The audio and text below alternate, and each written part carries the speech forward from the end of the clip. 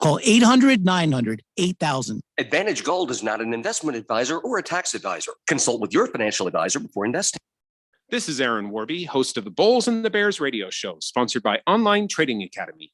I am here today to make the statement that just because we're in a bear market does not mean that you have to be losing money. Just like Michael Burry and Warren Buffett, bear markets should be where real generational wealth is created. But most will follow the same broken strategy that lost them in the last bear market. We are inviting you to come to an intensive 3-day trading and investing class where we will show you the trading and investing strategies of the market wizards. This class is typically $299, but right now, for 66% off, you can join us in this class.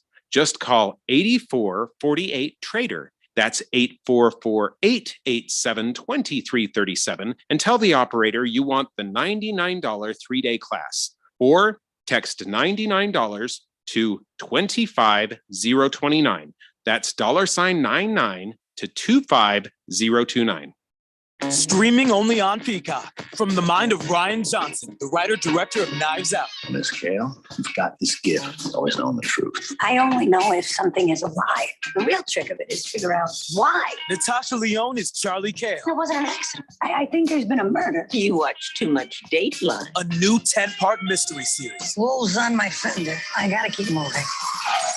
I have been kind of a death magnet. Poker Face, streaming January 26th, only on Peacock. They're gonna go nuts when he hits this thing. It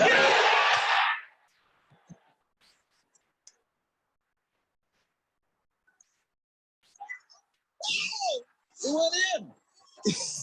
The People's Open is back. See the PGA Tour's best. Tee it up at the 2023 WM Phoenix Open, presented by Taylor Morrison. February 6th through the 12th at TPC Scottsdale. Get full tournament information at WMPhoenixOpen.com. That's WMPhoenix.com. KQFN Tempe. Also transmitting on K25CD Phoenix at 99.3 FM. And K240U Mountain Hills at 95.9 FM. All right, people, settle down. Because it's time for what? Showtime. When does it start? Right now. 3, 2, 1. Let's get on with the show. Let's do it.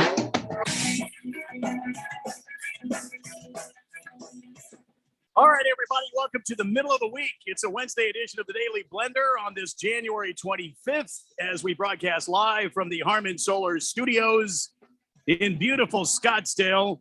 Right over there, that's the sexiest man in sports talk radio. That's Keon Rose. My name is Randy White, your humble servant. Ralph from Harman Solar. We are efforting Ralph from Harman Solar. By the way, if you don't think that we read the text line at 888-368-1580, I hope Billy from Phoenix, about an hour ago, he texted this in. I found it interesting as I opened the text line today to get ready for the show. Hey, Keon, how we doing? Billy from Phoenix says, new marijuana product to hit the shelves at local dispensaries. It's called Highs, man. By who else? Ricky Williams. So, I mean, if you ever wanted, to feel like, if you're like if you're a Texas Longhorn fan, right? I mean, the great Ricky Williams was a Longhorn, was he not? He was. Hey, you were a Longhorn fan. One of the greatest. And if you ever wanted to feel close to Ricky Williams, he is bringing pot to your local dispensary. The hell kind of times are we living in here? Anyway, welcome to the program. Oh, there he is. You're wearing Dodger Blue today. Ralph, are you with us? Can I hear you? Hey, you got Dodger Blue on today. What's the matter? You don't have any Laker gear for us today? See, I'm trying to make sure. I don't have any audio from Ralph, even though I have I heard him. I heard Ralph. Ralph, I got you. Can you hear me? Yeah, I can hear him just fine. Okay, there's some reason I'm not hearing him. Let me figure it out. Oh, you know what? I know what I did. Okay, I can hear him now. Keon has figured it out. That's why he's sexy. 888-368. Oh yeah, he's the sexiest man in sports talk radio. That's so I am told daily. Rose. Mostly by Randy, but still. Well, At least by somebody. That's good. listen, if I say it, it's true because I don't repeat fables. Oh, that's right. Jeffrey's not here. Okay. That's right, ladies and gentlemen. Jeffrey O'Brien out, still on assignment today. Lots to talk about on the big show today. Lakers last night. We'll figure out what happened. There's a list out talking about the finalists of the NFL prizes that they hand out, the end of the season prizes. Why is Brandon Beane, the GM of the Bills, why is he angry and why is he talking? We'll talk about that. Also, some people say golf is boring. I say it's damn dangerous. We'll talk about that later on in the show. We're also going to break down a kind of a look at this weekend, what could happen in this NFC title game between Eagles and 49ers. You've got Jalen Hurts going against Brock Purdy. Last time these guys met, they combined for something like 147 points or something like that. Of course, that was in college. And the coaching carousel continues on. And something I want to talk to you guys about and see and get your take on it. The NBA trade deadline coming closer. We're within 2 weeks, right? Yeah. I think it's February 9th. So, Keon, what do your Wizards need? Ralph, what do your Lakers need and or want? And what are the Suns looking at? Talk about that coming up here on the Daily Blender. First, last night was a lot of fun. I mean, Suns just absolutely rolled 128-97. Good Cam Johnson game. Cam Johnson is feeling better, ladies and gentlemen. He dropped in 24 points. Dario Saric added 19. Suns won their 4th in a row, beating the Charlotte Hornets. Yeah, I know, Ralph. Before you get on me, I know it's the Charlotte Hornets. I know. Exactly. And the Suns almost gave it away. They had a big lead, and then Charlotte cut into it. It was in the third. Charlotte was. What is the problem with the Suns coming out of halftime? Do they make the wrong adjustments? Because it seems like this whole weekend, or this whole season, when the Suns come out at halftime, they struggle for some reason. Are they? Is Monty? Are the coaches not? What the hell's going on, Keon? I don't know if it's necessarily the coaching. I just I have a real. I don't know. It's my personal nitpick with Monty's rotation that he leans on that second unit in the third. But it does keep everybody fresh for the fourth. But it does mean that you end up with some of these bizarre, bad fourth quarters where you're giving up like 40 points. I think that's what they gave up. It's just what, you look at it and you just go, this shouldn't be possible. The Hornets are shorthanded. LaMelo Ball has a sprained ankle. If LaMelo plays, do the Suns win by that much? No, because LaMelo can score in his sleep. He's such a natural scorer of the basketball. And he's becoming a better passer. No, I don't think they win by that much. I think they still win, but, this was a laugher. Terry Rozier was the leading scorer for the Charlotte Hornets. I've been impressed with him, too. Or he's shooting guard, right? Point guard. Is he a point guard? Yeah. We need to get bigger, though. Ralph, what do you think of last night's game? Have you researched this at all? Or are we catching you right after a nap? What's going? I tend to spend 8 to 10 hours a day researching the Suns. And because I have no life, obviously. And what I've determined is that they're very bad at a lot of things, especially the second half adjustments. Mm-hmm. And I think except when they face the Lakers, right? Well, everybody's good at that against the Lakers, but at least this year. But I think Monty has a lot to do with that, in my opinion. I mean, I think he does a really poor So you think job. Monty is the problem? I mean, I don't know that he's a problem, but I think he has a problem. Does that make sense? I mean, He has a Keon's phone? the expert. I'm not the expert in the NBA Well, I want to know what you as have per to- se, but what you think about it. I'm not at Keon's level. I don't spend the 15 I know hours a that. day. I know I only that. spend 8. Yeah. What, you don't live on Pro Basketball Reference? What's wrong with you? Yeah, I just I had to stop because Pippi was going to divorce me, and it's just too expensive. So I cut back a little bit. All right. So Suns, Cam Johnson, 24 points, 3 rebounds, 3 assists. Mikal Bridges, he dropped in 18 buckets or 18 points. Chris Paul, 14. Bismack Biyombo playing in place of DeAndre Ayton. And I know if I mention his name, it seems like the text line goes crazy. For DeAndre Ayton. Because there's a section of the fan base that's just like, why don't we just ship DeAndre Ayton off to Siberia and replace him with Bismack Biyombo? I mean, I don't get it. I like Bismack Biyombo as a player, but he's on his 5th team in the league for a reason. It's not because every other GM just couldn't figure it out. The guy has limitations on what he can do. Ayton's been underperforming his whole career, though. I mean, DeAndre has? You think so? Or is think is it the offense he's in right now? I think it's a combination of the offense, and I also I was think it's a asking combination Ralph, but go ahead. I'm sorry. I thought you were just tossing it out Wow. there. No. My bad. I misunderstood. I misread the room. Okay. I experienced this last week. Didn't you do this to Randy last week? Yeah, he did this to me. You know, it was an accident. I thought it was a free for all type question. No. There's no free for alls on the show. Apparently, I don't even know what the question was. Now let's just move along here. I forgot. Suns win 128-97 over Charlotte Hornets. In a related story, Bismack Biyombo, speaking of him, he came over from Charlotte. Am I wrong? He came to the Suns via the Charlotte Hornets, right? I don't recall. I know he did play for Charlotte at one point. So there was a side story I thought was interesting, but not enough to really speak too much about it. But apparently Michael Jordan, he likes to take on the Charlotte Hornet guys one-on-one in basketball, apparently just regularly kicking their ass. Since they were the Bobcats. Wow. And he owned them. He's been doing this. I guess Michael gets a little frustrated with his gambling debts, comes down from the big office and, hey, you're going one-on-one with me today. And then after he torches them, goes back up to the big office and spends another $150 million. So is that why he drafts crappy players? So he could beat them? Is it him, though? Is it him?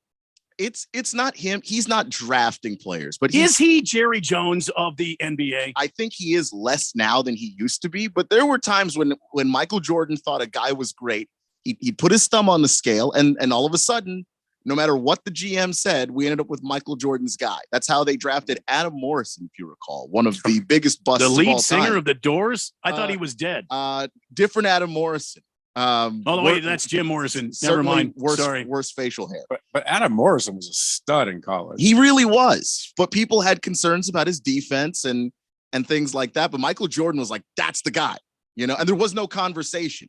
If there was a conversation at least, and then, you draft him and it doesn't work out, that happens sometimes in the draft. That's one thing. But Michael Jordan basically put his foot down and said, that's who we're drafting. And his general manager didn't really have much of a say so in how that went down. So it's like but Michael doesn't do that as much as he used to. But I get that. I bet if Kobe were around and he was an owner, he'd probably be the same way, right? Kobe? So those guys are like that. Those elite guys. I mean, Isaiah Thomas was a general Kobe manager. wouldn't sign up until just before tip-off. He would fly in by helicopter. And B, jeez, that's not. Anyway, so Cam Johnson, hot from the get-go last night. He set the tone for the Phoenix Suns. It's good to have some scoring back in the lineup. Phoenix Suns are not in trouble. Ladies and gentlemen, I submit to you a 5-game winning streak. Wow. By your Phoenix Suns. And when you get Landale and Saric off the bench and Lee off the bench, double-digit scoring, I mean, that's going to help you every time. For those of you keeping tabs, Chris Paul, he dropped in 14 points, had 11 assists last night. He just does his normal thing. Who names their kid Jock? Jock? I can find out. Jock Landale. Who names their kid Jock? Mr. and Mrs. Landale aside, Ralph, would you ever think of naming one of your children Jock? I mean, for pure amusement, I might. I mean, other I than could that, see like the French version, but this is Yeah. the athletic supporter version, Jock. AOCK. Does it change your opinion at all that he's Australian? Again, Because they're weird. That's all I'm saying. They're strange. They're eat strange. too people. much kangaroo meat. What the hell's going on? That's probably like Mike over there. I don't know. Jock. Suns win 128-97 over the Charlotte Hornets. I believe they're in action tonight against San Antonio. I think. I'll have to look it up. Maybe Keon would do that for me. Yeah. Are we talking about the Suns? Suns. Suns are off tonight. Suns host Dallas Thursday night. There you go. That's a loss. For the Suns? Oh yeah. Please. I mean, No, a week ago we were talking about the Suns and everybody wanted to fire Monty and the team was yeah, all that bad. was. I you- was you- not what like happened? that. I you was you were like not that. here that day, Randy. It was me and Ralph. Yeah, and it we was- had one conversation about Monty. I questioned a couple of things, and then the text line lit up, and there were people Lua. that wanted Monty, working on the International Space Station. They just wanted him anywhere but here. That's true. Why would Monty work on the ISS? Why? I mean, I don't know why he Is would he want an that. engineer by trade? He's certified. He's very smart. I'm sure he could pick it up somehow. Hmm. He's very Did not know intelligent. that. 888-368-1580. Let's get it going. Wow. Heavy Metal Maniacs. Hey guys, I'm out of the hospital, feeling a lot better. Slow recovery, but I'm working on it. Go Signs. Okay, I'm going to blame the drugs and The maybe, opioids. Yeah. maybe voice text. Go Suns. Heavy Metal Maniacs. Get well soon. Thinking about you, my friends. CK says, "Good afternoon, fellas. Chin balancer on the flamethrower, baby. Have a great show and suck it, Ralph." All right. What? The chin balancer was on the main event. Yeah. Turns out he's a really nice guy. I guess I could have guessed that, but For a federal employee. former federal employee to Oh, you. he's former. Oh, Yeah. I thought that's what he did in the off hours No, he gave when he that up. wasn't balancing stuff on his chin. The chin balancing did well By the enough. way, we know how he moved through the ranks. Wow.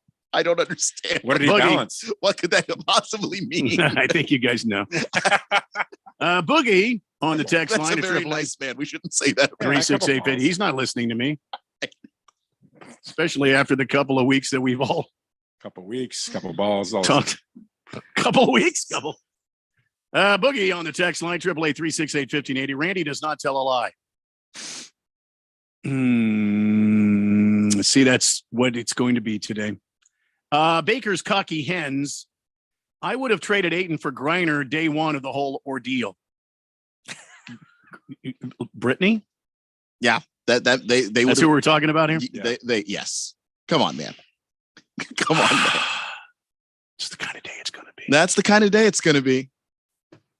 Last Optimist says, worked with an Australian named Kaj.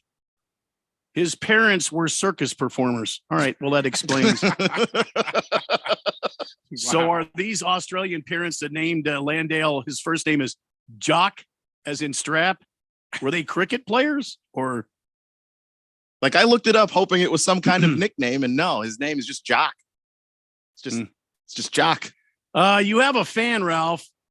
Maybe That's a the first. only one, because I mean, I like you. I like you a lot. I think you bring a lot to the show, but hell's bells, everybody else. Mr. Pringle says, great to hear Ralph is back on the air. He speaks truth bombs. This is true. I have to agree. Truth bombs? I speak nothing but truth. People just don't like truth. That's okay. Big George says Monty is a great coach and he's integral to Phoenix Suns' success. Extend Monty, he's great. That's different. That's like a different feel from George. It's usually fire everybody. It's anti-George. Woos is on the text line. I don't know how Jeffrey gets up there like that. Practice, I think. Hard work. He's younger than me. Anyway, Woo's, she says, hi, guys. Randy, Ralph, Keon, are you going to Barrett Jackson's? I'd like to. I might actually go. It's a great show. I'm going to try. So you know what the Barrett Jacksons is, the car show for those of you that don't know, that comes out here in Scottsdale. Why does everything come out here at the same time? We got the WMO Phoenix Open. We've got the Barrett Jacksons. We've got the damn Super Bowl going on. Well, there's probably a horse show and maybe a dog show. Why is everything happening in January? Is it because it's too blasted hot to shake things up a little bit? Perfect weather, right? Is that the time you go outside, Ralph? When it's I'm allowed outside in January. Yes. In January? Okay. All right. Allowed. I don't know if we're going to be at the Barrett Jacksons. Now, we've had opportunities in the past to be out there, and it is a wonderful, wonderful car show. Yeah, it is. And I love cars. Jeffrey loves cars. Keon, are you a car aficionado? Because I feel like Ralph is, but I am. So, are you a car aficionado, Keon? I'm not an aficionado, but I appreciate cars. And so, what is it when you look at a car? What do you think of? I think of a '69 Camaro. What do you think of? Boy, I don't think any specific car comes to mind. All right. Yeah, just because. Really? Yeah. So, Ralph, what do you think of? I was going to say a Yugo, but I'm going to go with my God. I'm going to go with the 66 convertible Mustang.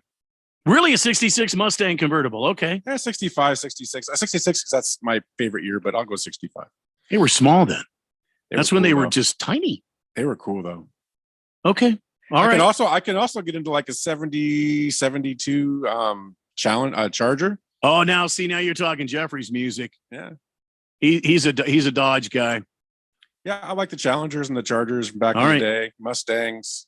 You know what? Now let me ask you. I know we've got we got a break here, and I'll kick it to break here in a second. But let me ask you. So in the Dodge, when they came out in the '70s with that big swoosh Daytona tail, did you like that? Yeah, that's cool. You did like that, okay? Cool. Because either people like them or hate them. I thought it looked good. Yeah, I kind of thought they were cool just because of the NASCAR connection for me, but. I don't know if we're going to be at Barrett Jackson. I have a feeling we're going to be out at the Waste Management Phoenix Open. We'll spend a week out there broadcasting live. If you're a golf aficionado, I invite you to come out there and see us. For sure, we'll be broadcasting somewhere prime location. I mean, last year we were at the In-N-Out place. We were, everybody saw us going in, and then everybody stumbled by us going out. All right, it's Daily Blender. More to talk about here next. On 1580 and 99.3 The Fanatic. This is Brent Musburger's action update for Arizona's new home for sports, The Fanatic. Now, here are the latest lines from my guys in the desert. Games in the NBA tonight. The Golden State Warriors are home to face the Memphis Grizzlies. Golden State a 3.5-point favorite, minus 162. Memphis plus 136, over under 243.5. Sacramento a 3.5-point home favorite tonight against the Toronto Raptors. Sacramento minus 162 on the money line. Toronto plus 136, over under 238. The Lakers home tonight to take on San Antonio. 7-point favorite for the Lakers, minus 270. Spurs plus 230. Over under is at 243.5.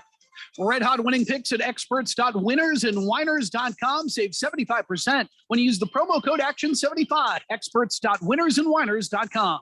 I'm Tony Desiri with your VSiN Action Update on 1580 and 99.3 The Fanatic. As a Walgreens pharmacist, I talk with people all the time about little tips and tricks for filling their Medicare prescriptions, like taking advantage of Walgreens 90-day refills to save them a trip, or using Refill by Scan, which is super easy and right on your phone. And for anybody worried about prescription costs, I say, hey, we got you with low-cost copays on many medications. Let's talk about making things easier. Walgreens is here. Fill your way and save at walgreens.com/Medicare. See pharmacists for restrictions and exclusions. Hey guys, it's Stephen McCollum from The Main Event, here to tell you about Access Property Advisors. When I need to buy or sell properties or get them rented out, Access Property Advisors gets me the best sales price or lease terms to make my rental properties profitable. Jason Sellers has an impressive team of professionals at Access Property Advisors, experts in just about anything you can need with real estate. So whether you want to find the home of your dreams, sell your home, or manage your rental property, do what I do and give Access Property Advisors a call at 602-614-5590. That's 602-614-5590 or visit accesspropertyadvisors.com. At Total Wine & More, save big on what you love this month with hundreds of deals. Get up to 35% off over 100 different wines and spirits, including Cabernet, sparkling wine, single barrel bourbon, and so much more. These savings are huge, and even better, they're on top of prices that are already the lowest in town. Deals this good don't last long, so visit Total Wine & More to find yours. Love what you find at the lowest price, only at Total Wine & More. Drink responsibly, B21. They're going to go nuts when he hits this thing. It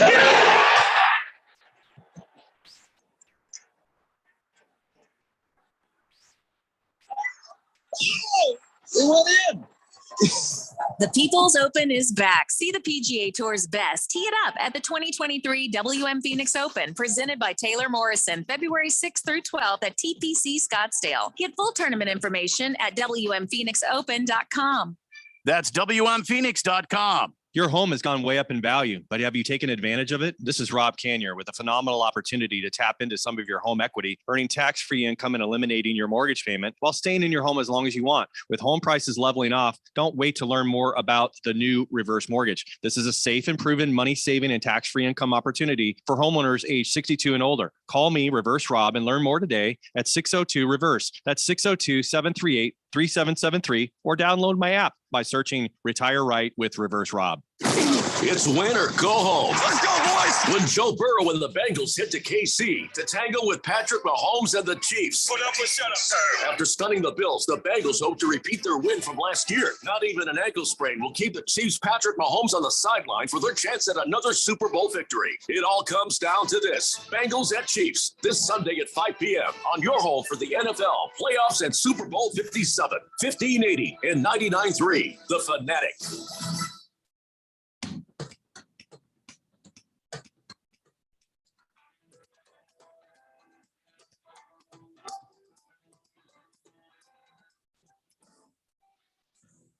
Daily Blender for a middle of the week here on a Wednesday, January 25th on 1580 and 99.3, the Fanatic. Sorry, I got confused there for a second.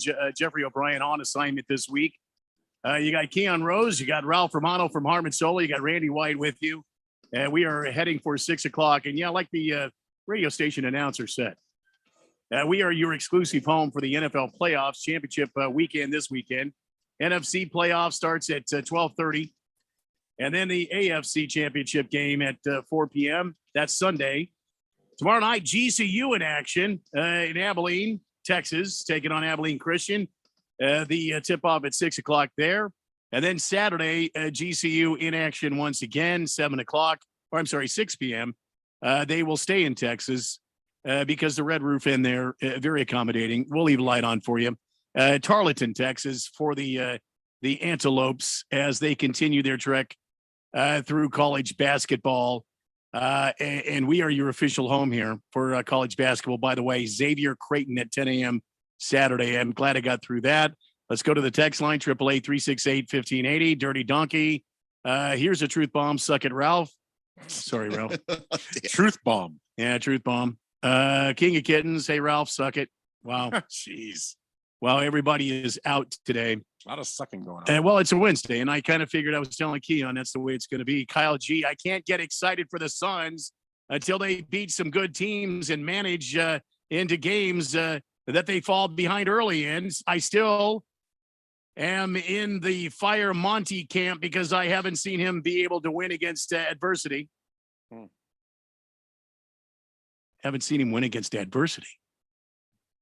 Yeah, beat good teams when the odds aren't stacked in your favor, which I get to a degree. I'll disagree on the point of, wanting to see them beat good teams just at this particular juncture when you're missing as many starters as they have been missing. They've been injured. They've been hurt. Yeah. The fact that you got back a couple and you're starting to win those winnable games, that's huge because they were losing those games before.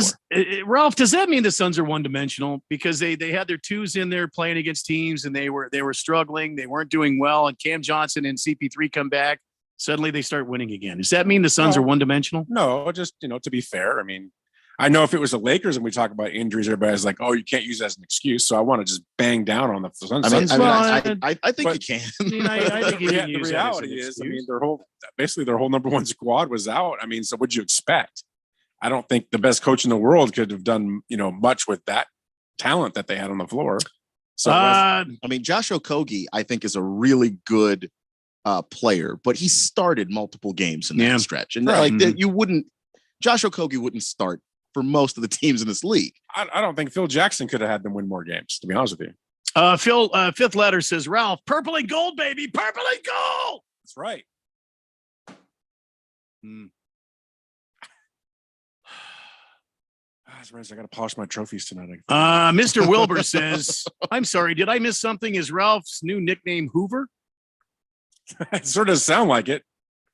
Hoover's the name of a vacuum cleaner, ladies and gentlemen. In case you know, vacuum cleaner's primary job is to suck.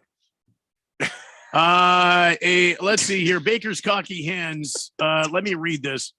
So many ways you can go with that, but yeah. Baker's Cocky Hen says Kobe would fly a helicopter, Randy, but I don't think he will.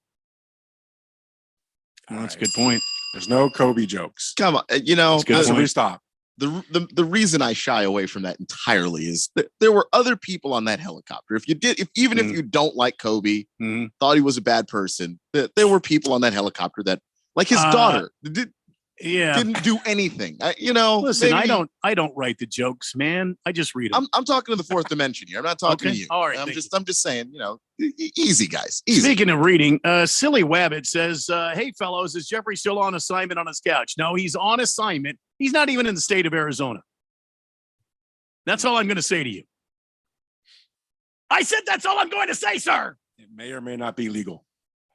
Beer Bob. Oh my God, what happened? Did Jeffrey die? Randy, you just referred to Jeffrey in the past tense saying Jeffrey loved cars. Does on assignment mean he's 6 feet under? Wow. No. And please calm down. Jeffrey is alive and well. You send him on assignment forever. I don't think that tracks. So, Pickle D, let me ask you something. Pickle D, it is what it is. What is it? See, if you put the word song in parentheses, I need the song. I can't just come up with something. It is what it is. It's what Ralph is sucking. I can't just come up with something. Yeah, I mean, make the effort. Do it right. That's a reference to something. You do actually need to reference something. Big George is going ahead. He's going to go ahead and slap us all down. Have some respect for the dead, and don't make jokes about Kobe flying in helicopters. Rest in peace, Kobe. Amen, brother. Pickle D, Faith No More. I don't know who Faith No More is. Faith No More. Yeah, okay. I know it. It is what it is. Ralph, it sucks. I don't know. Fifth letter.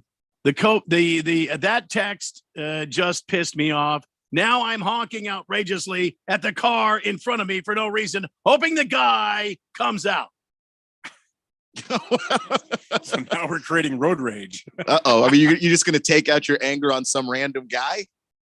Fifth letter wants us to know R.I.P. Kobe, GG, and all the lives lost. All right. Suns, can we shift gears? Yeah, I think we should. Yeah. Very dark here. Yeah. On the radio I program. don't know how we got there, but please make it stop. Well, I didn't do it. I had nothing to do with it. Oh, no. None of us does. I mean, the fourth dimension, look, we just follow the fourth dimension where they want to go. I said this 31 minutes ago. This is going to be one of those shows. Okay. I could tell right off the bat. Ralph was late. The fourth dimension is off. They're off the hook here. Okay. It's Wednesday. Jeffrey's gone. It's me and you, Keon, against the entire damn world.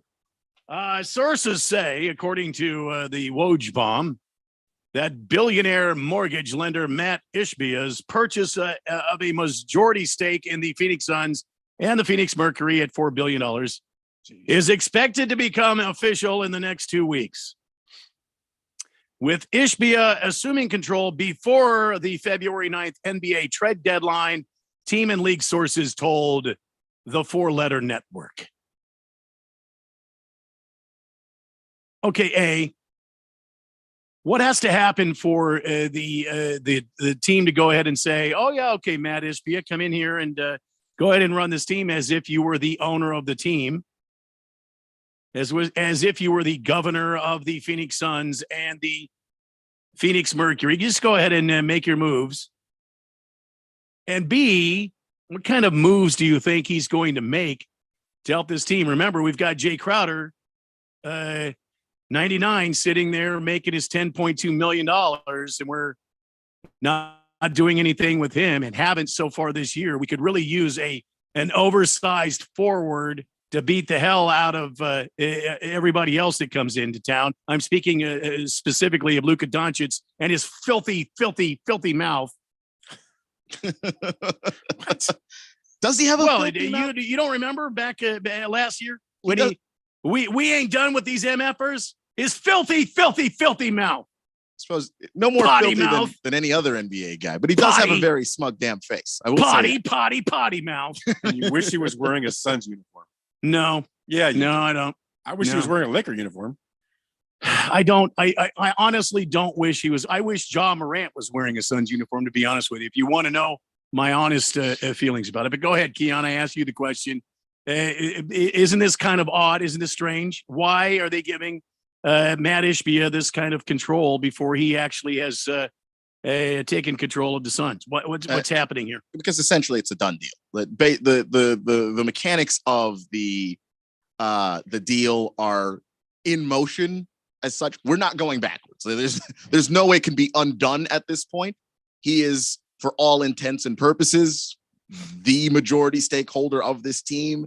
And I also think that the NBA would love to have Robert Sarver out of the door as soon as humanly possible. So once we got to a point in the process where we can't go backwards, then, Ishbia is going to take over. And I don't know what moves he's going to want to make. You already have a very good basketball coach in Monty. You've got a really good GM in James Jones. I almost think you should just let those guys work, for the rest of this season, while you figure out what this team is and what you have a vision for this team being, because you already have something to build on. You're not taking over, whoever buys the Commanders is buying a team that's just rubble, and then you have to build the whole thing up. That's not what you're buying here. You're buying something that's pretty well constructed. You're just now getting to the point where, maybe you want to see some things tweaked. You're going to talk to Monty Williams. You're going to talk to James Jones about those things and get that stuff ironed out. But as far as the moves for Jay Crowder and getting, I think they need a point guard. I really do.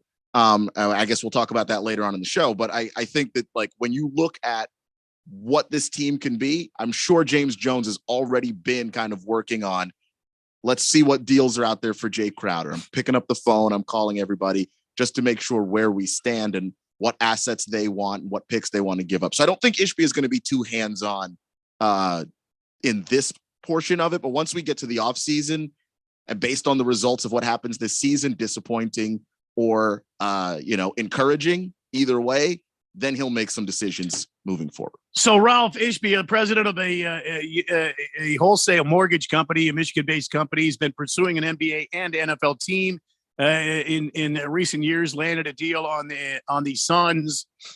He's got a background in basketball, D1 basketball. He was walking from Michigan State, part of the Spartans 2000 national championship team. He's remained close with Hall of Fame coach Tom Izzo.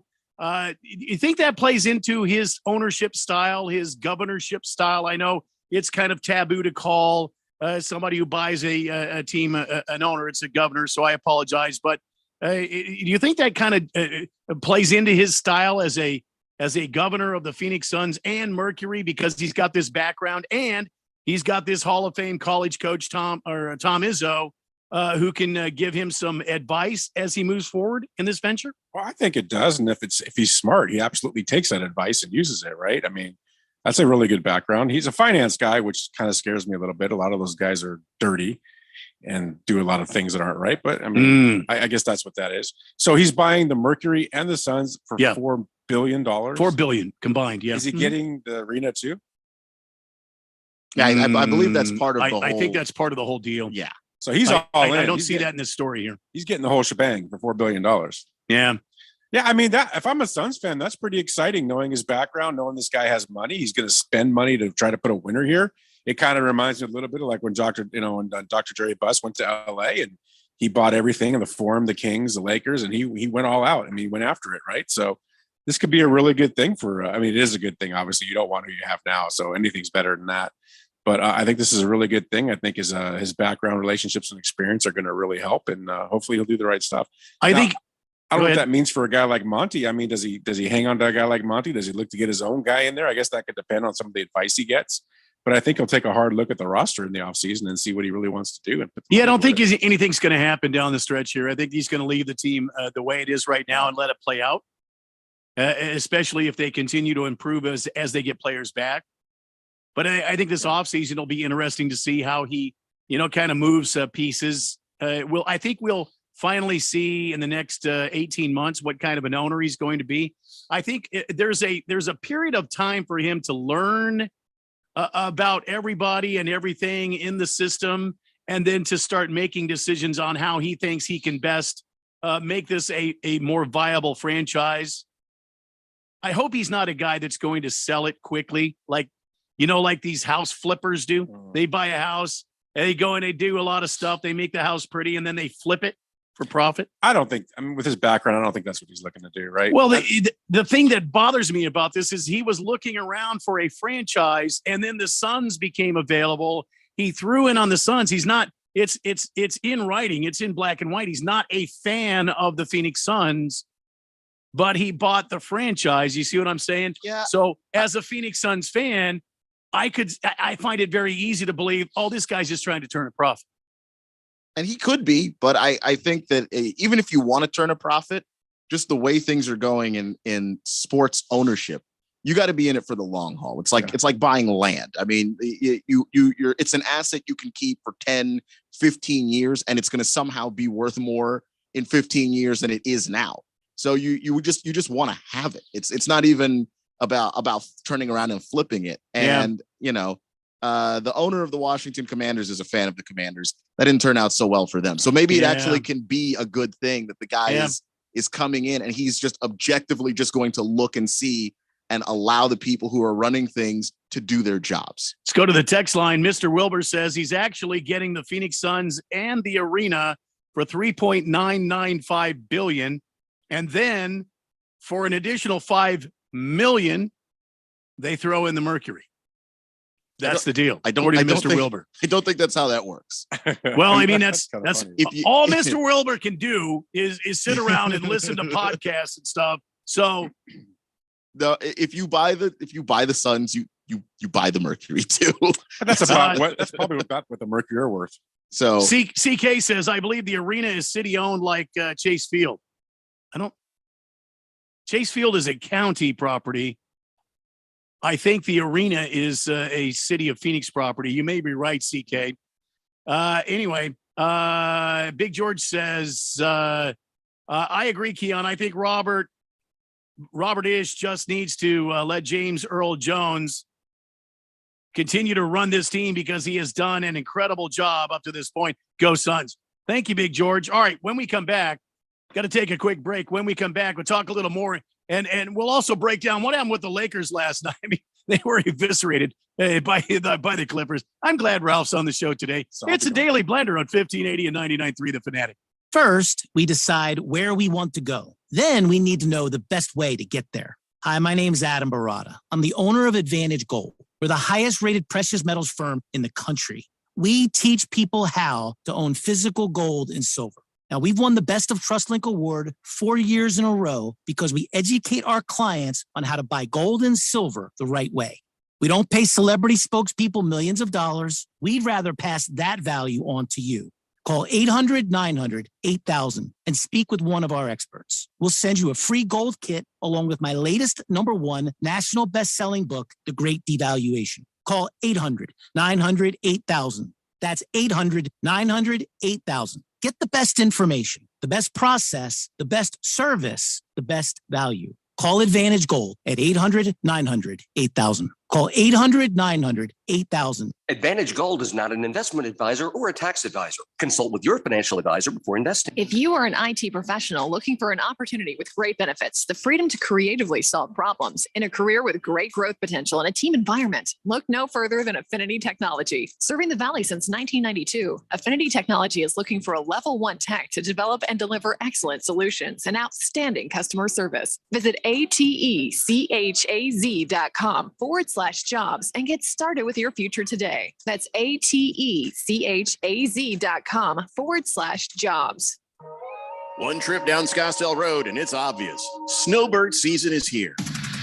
You know what else is on Scottsdale Road? The absolute best restaurant to take your out-of-town friends and family to. Kasai Japanese Steakhouse. No one does it better than Kasai, where talented teppanyaki chefs create the food, the fire, and the fun of teppanyaki.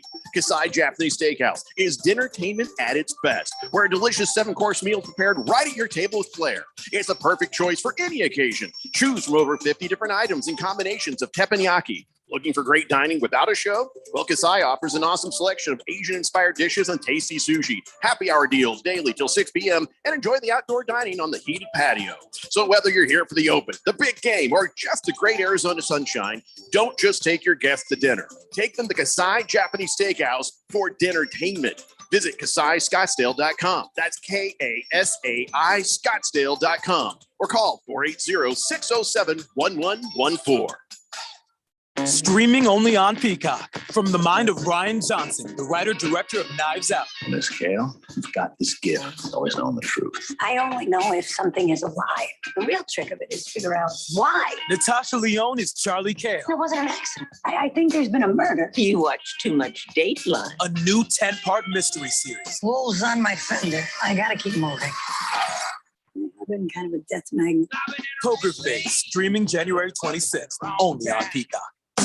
Your home for sports. 1580 and 99.3 The Fanatic.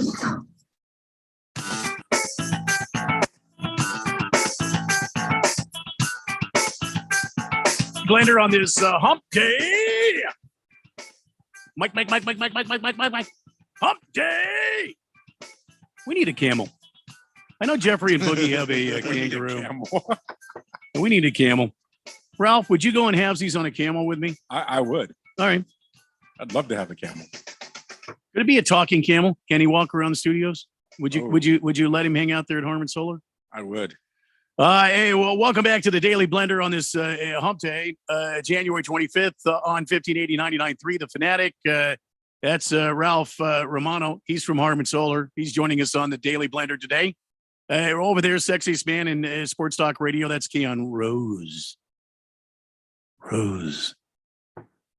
And my name is Randy White. Jeffrey O'Brien on assignment today.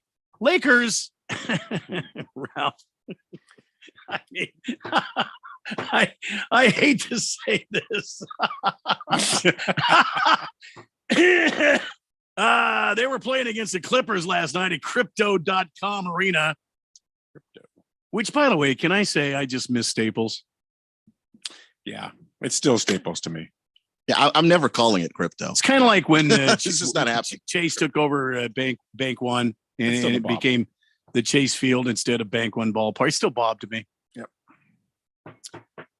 Lakers got eviscerated last night by the little brother there in Los Angeles.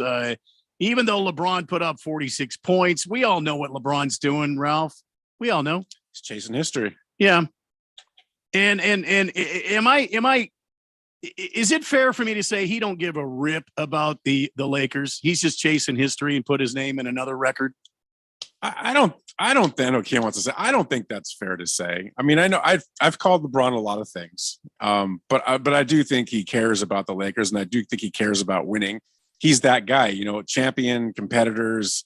Those guys want to win. They don't want to lose. Now, yes, he's so close to something great that he's gonna focus on that tremendously. But that's not what this is about.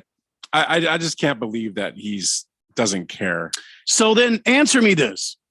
Why did it take till tonight or last night for LeBron James to hit a career high 9 3-pointers and put up 46 points? And it was a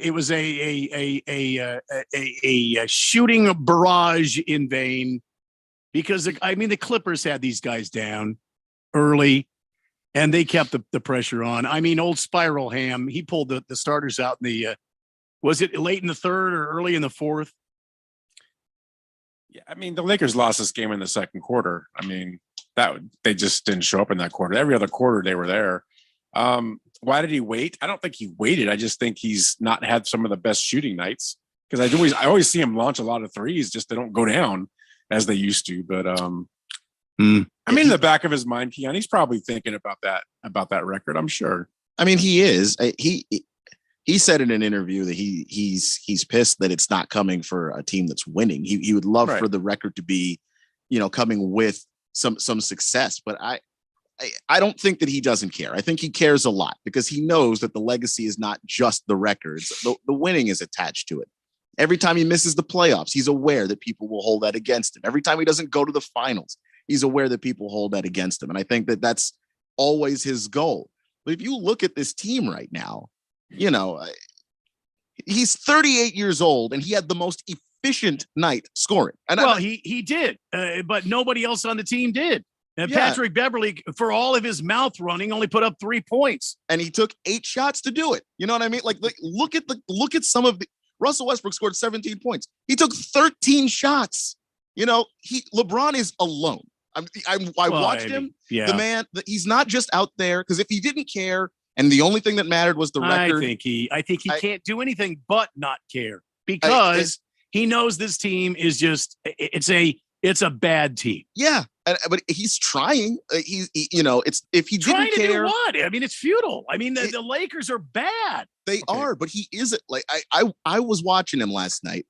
The guy was playing defense. Legitimately, the game was lost, and he was switching. He was calling out screens. He was jumping passing lanes. The problem is nobody else on the Lakers does that. How is that his fault? I mean, no, it's not I didn't say it was his fault. And that's what I'm saying. It's just like to say he doesn't care. Nobody else is doing this. I don't think anyone on this team cares more than him. And you have to remember, the last 5.5 weeks, it's been him because Anthony Davis has been out, but he's back tonight. He comes back. Well, for how long, though?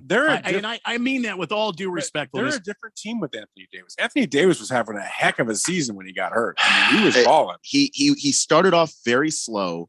And then he started to figure out, damn, these tiny guys around the basket can't guard me, which is the thing he should have figured out like 5 years ago. But regardless, I don't mean to sound like that. Once he figured it out this year, he was playing well. I don't mean to sound like that guy. And I'm not going to make jokes about the Lakers losing, even though I just despise the Lakers. But look, bottom line, this team has not been good since they won the championship in that shortened season. And they were in the bubble, and it was COVID. That's the last time this team was relevant. Since then, only 3 seasons ago. Well, you say only 3 seasons, but it's been 3 seasons. Yeah. Well, I mean, they've been injury plagued for the last 3 seasons. Been 300 games. But you're talking about how the Suns were injury plagued this year. The Lakers went through that the last 3 years. Suns didn't win a championship. Well, I know because they're the Suns. The Lakers at least win championships. See, right? You're throwing all these barbs about the Suns. Not a barb, it's just facts. I'm asking legitimate questions and making a legitimate point. But I'm making a legitimate point too. The Lakers have been hurt the last 3 seasons. Prior to that, they weren't hurt. They won a championship. You have Anthony Davis healthy the last 3 years. LeBron James healthy the last 3 years. I think you see a little bit different team. I think they. I'm sorry, Keon. I get to you in a sec. I think they sold their future up the river. And when they got rid of those the players, I can't remember their names now. Ingram, Kuzma, if they keep those 3 youngsters on this team, I think the team is relevant, and I think they are a much better team. And by bringing in Russell Westbrook, I'm sorry, that was a mistake. No one's going to challenge you on that one. I just think the general manager's not good. I never liked Rob Pelinka. I still don't. And so I'll see, because I think he made a really good move with the Hachimura trade. took my boy from me, and now he's a Laker wearing purple and gold. It makes my heart hurt. But that's not the only one they can do. Though. They're going to have to figure something out. They're going to need more, but that's a good start. And they cannot get rid of Russell Westbrook. They cannot get rid of him. Even to this day, that contract is still one of the worst in the league. So it's just no movement. That's like a Russ Ortiz contract with the Diamondbacks.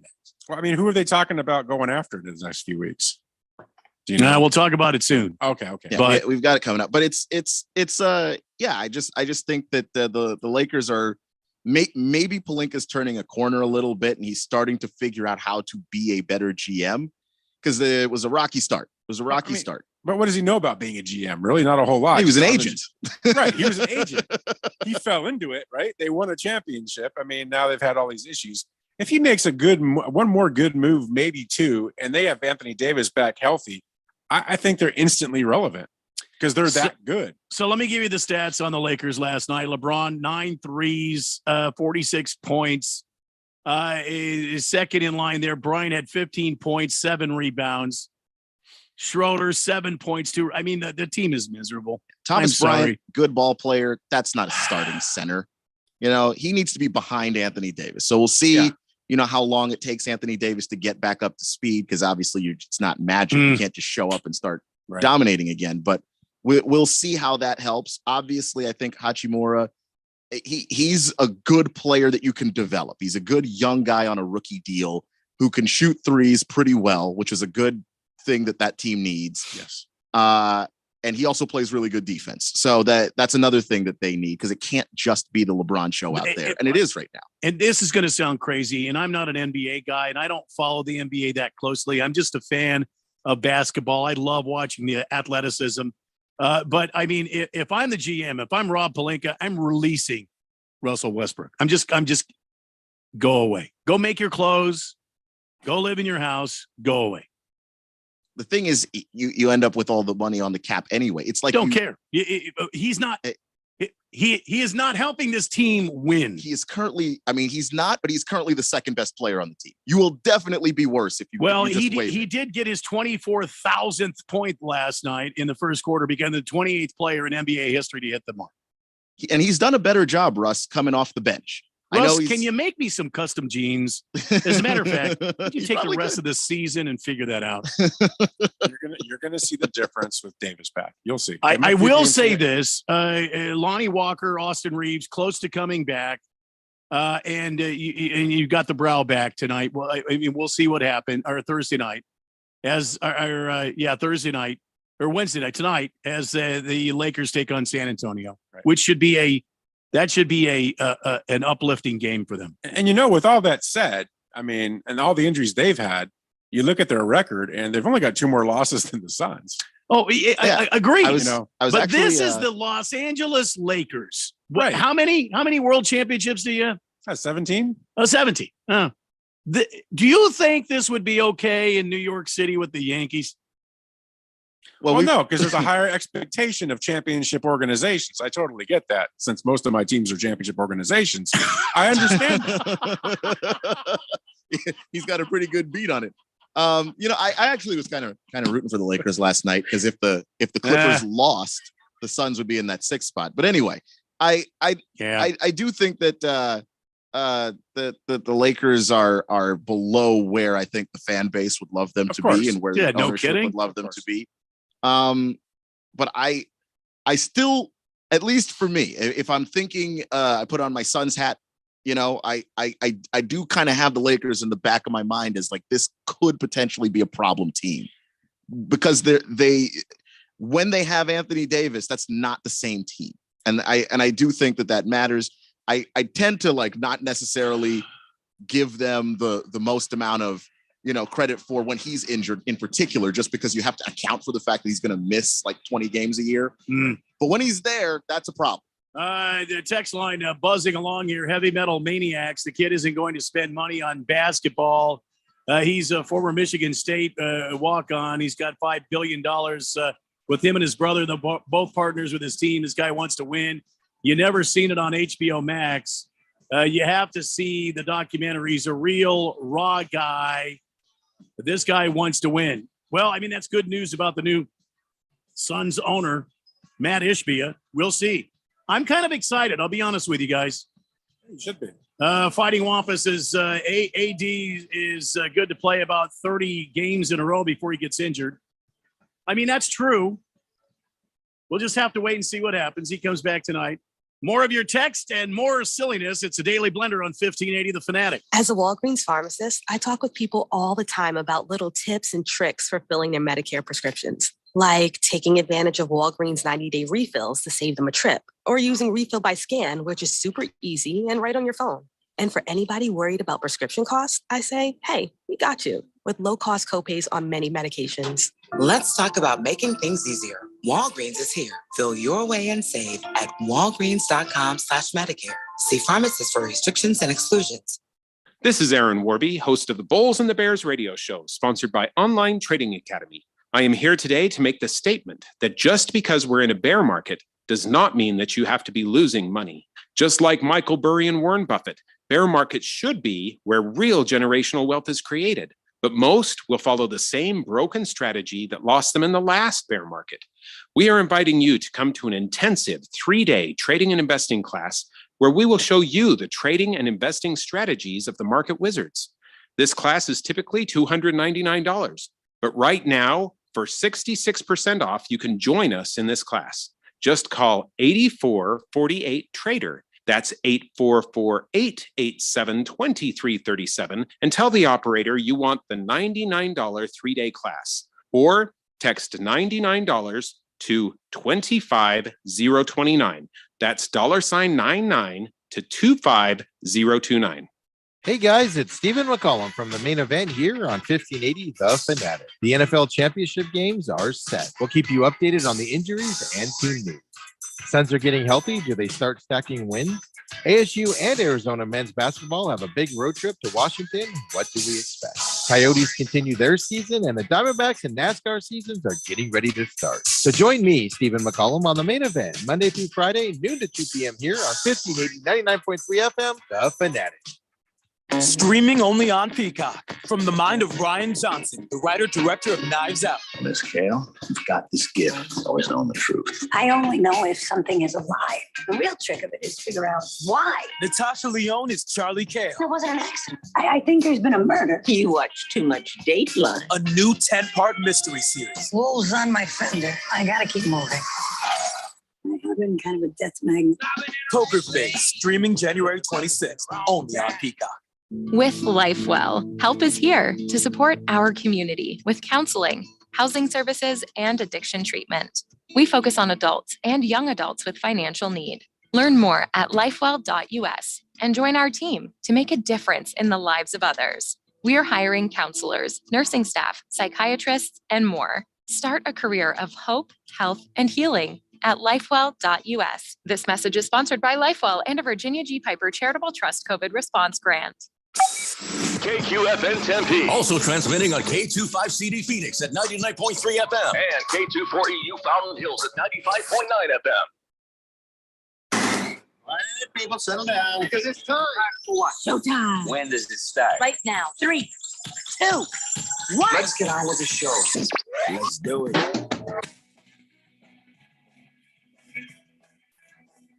Welcome, everybody, to a Wednesday edition of the Daily Blender here on 1580 and 99.3 The Fanatic, as we broadcast live from the Harmon Solar Studios in beautiful Scottsdale. That's the sexiest band in sports talk radio. Ladies and gentlemen, Keon Rose. Alongside him, that's Ralph Romano. He's from Harmon Solar. I need more than that. So what do you want me to say? I don't know. I mean, I like the sexy thing, but I'm going to leave that to Keon, but I feel like I need more. Let's not ask for opinions, please. Pippi No Stockings Man, Ralph Romano. No? Didn't work for you? No. My name is Randy White. Jeffrey O'Brien on a assignment this week. He hopefully returns next week. We'll see. Hopefully.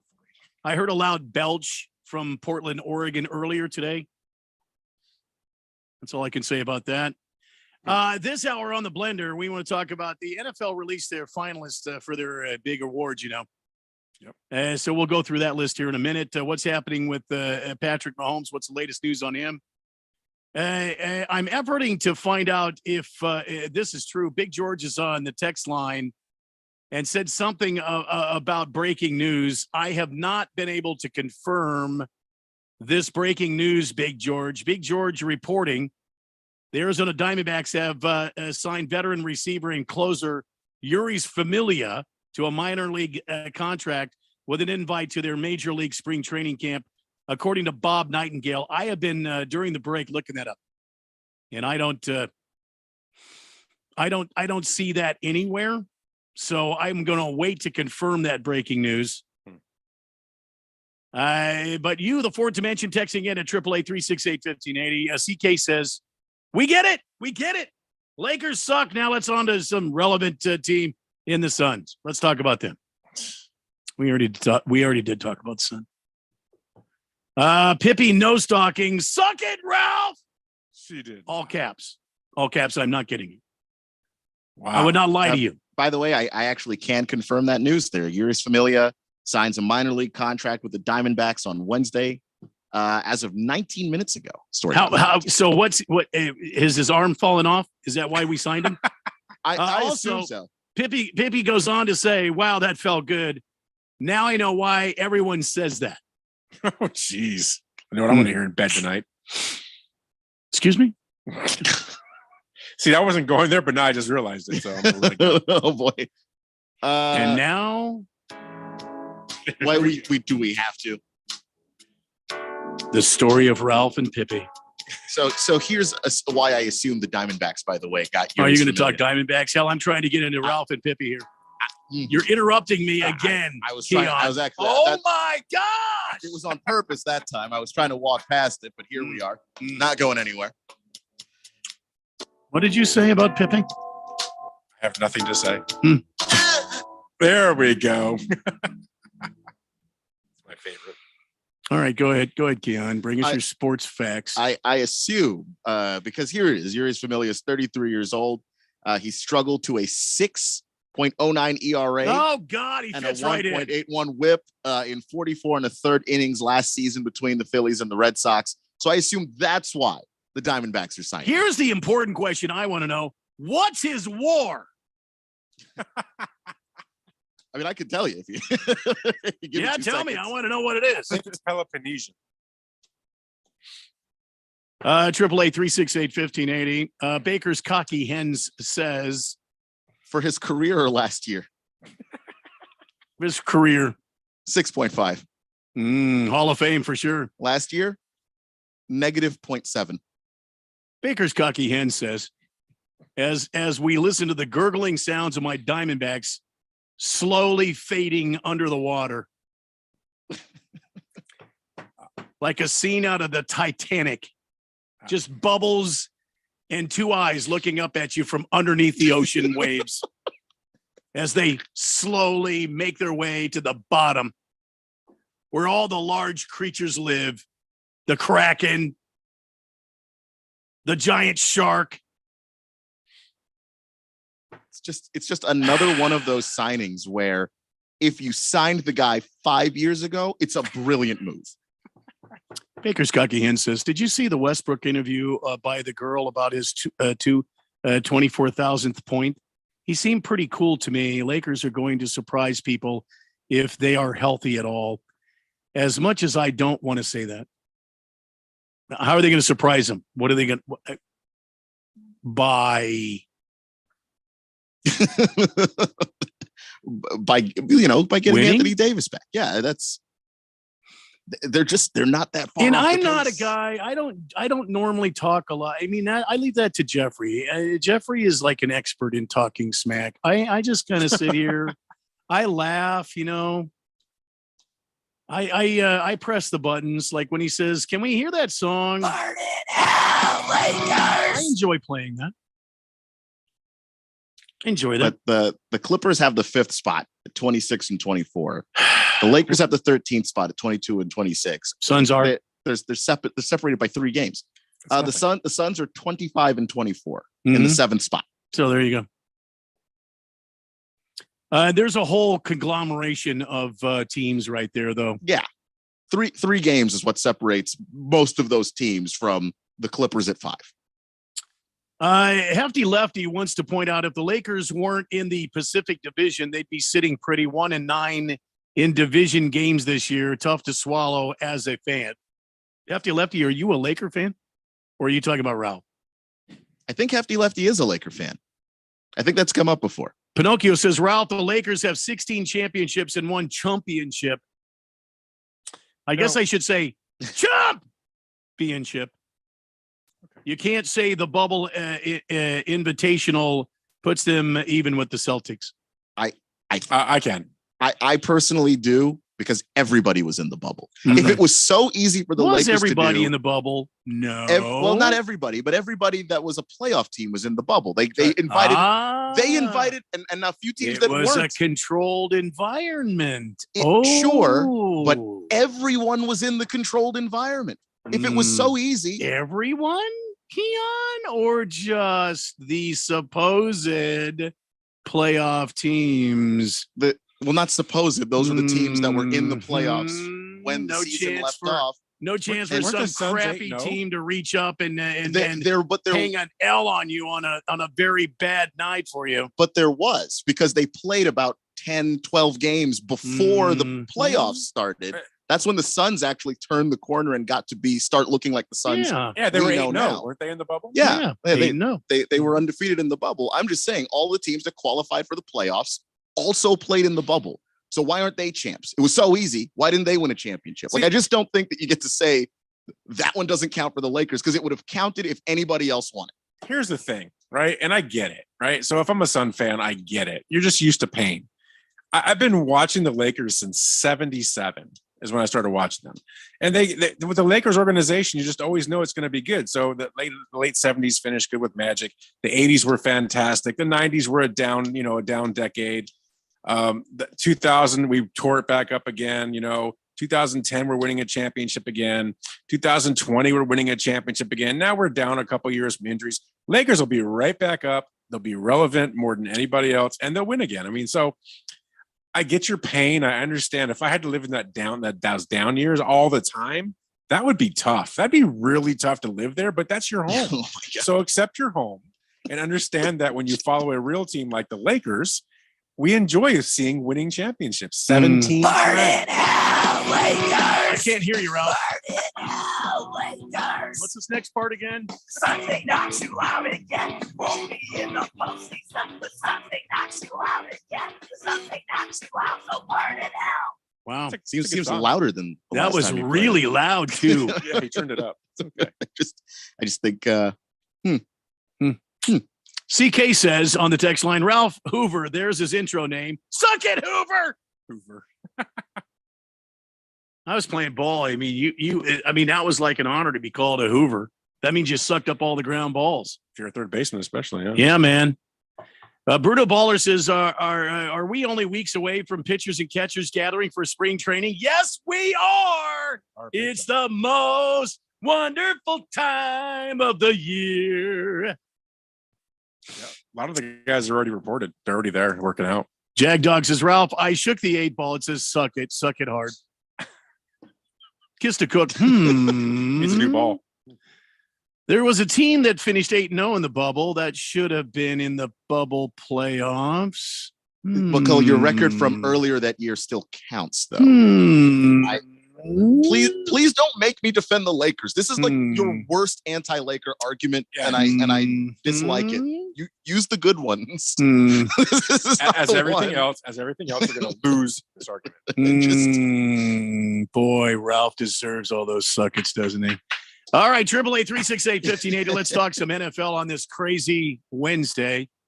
Chiefs Patrick Mahomes was back to practice today. He's been saying it ever since he was on the sidelines. Did you see on the sidelines the temper tantrum? And I get this, and I kind of like it because he's like, don't take me out of the game. No, don't take me out of the game. And then he threw his coat down. He threw a fit.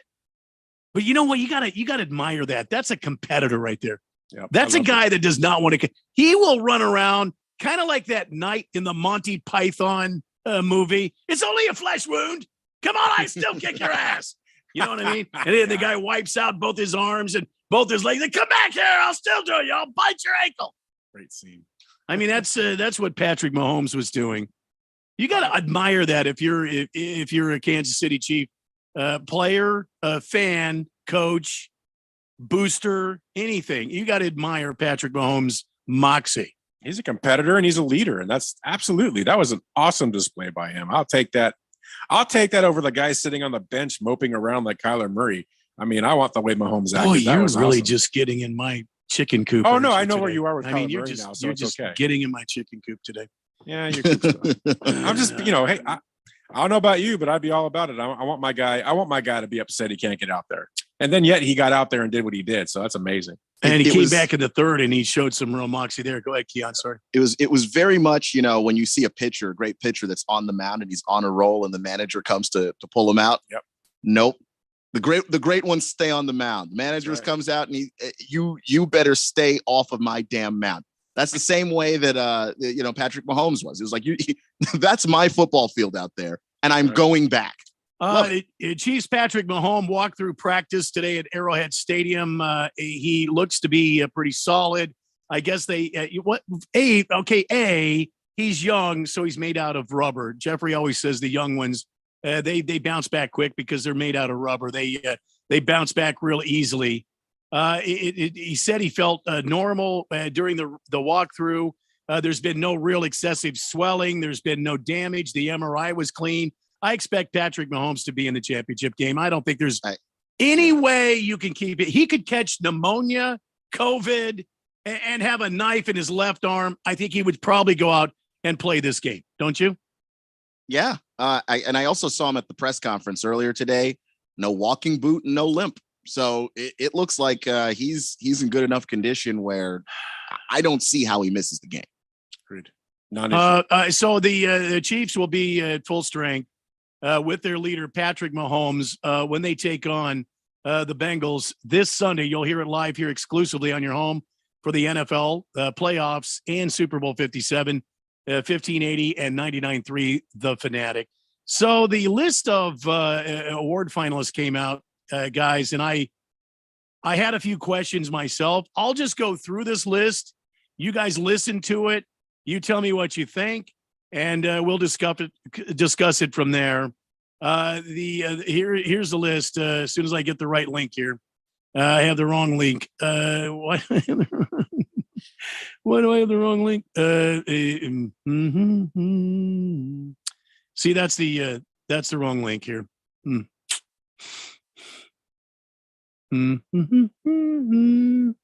I guess we're not going to talk about it right now. It was on CBS.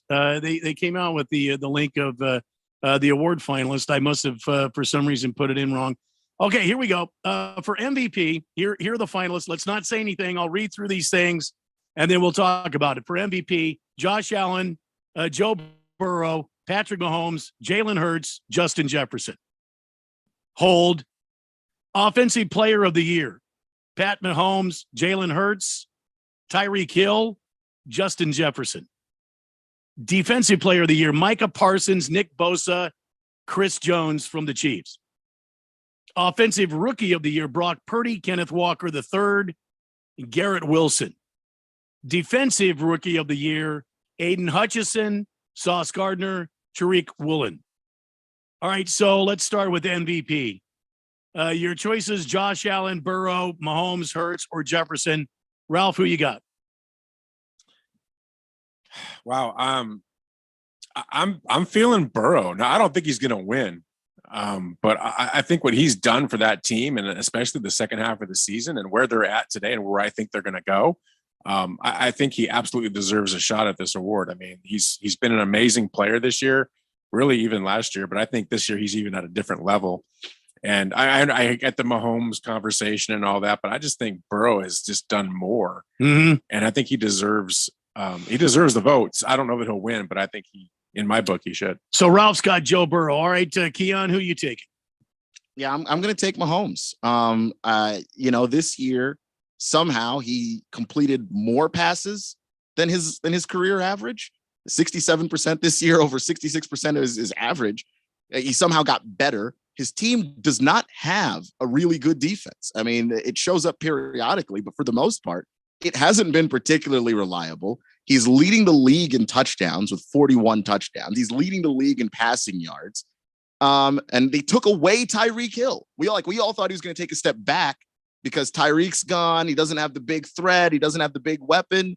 Well, he's been spreading the football around. He's been actually, relying on some of these other receivers, and none of these guys, I think you would argue, are elite in the same way that Tyreek Hill is elite or AJ Brown's been elite, but he's still thrown for more yards and more touchdowns. And by the way, only 12 interceptions when you consider how much he throws the ball. I think that for what he's meant to that team, I think because we're so used to him being great, we haven't really given him the credit, but he's been in another stratosphere, I think, relative to everybody else this season. All right, my vote for MVP is Jalen Hurts of Philadelphia Eagles. Tell me why he's not the most valuable player in the NFL. Look what the Eagles did last year, and look what Jalen Hurts has done with this team this year. If it wasn't for Jalen Hurts, and we saw Gardner Minshew, a damn national legend, go in there, and the team couldn't win.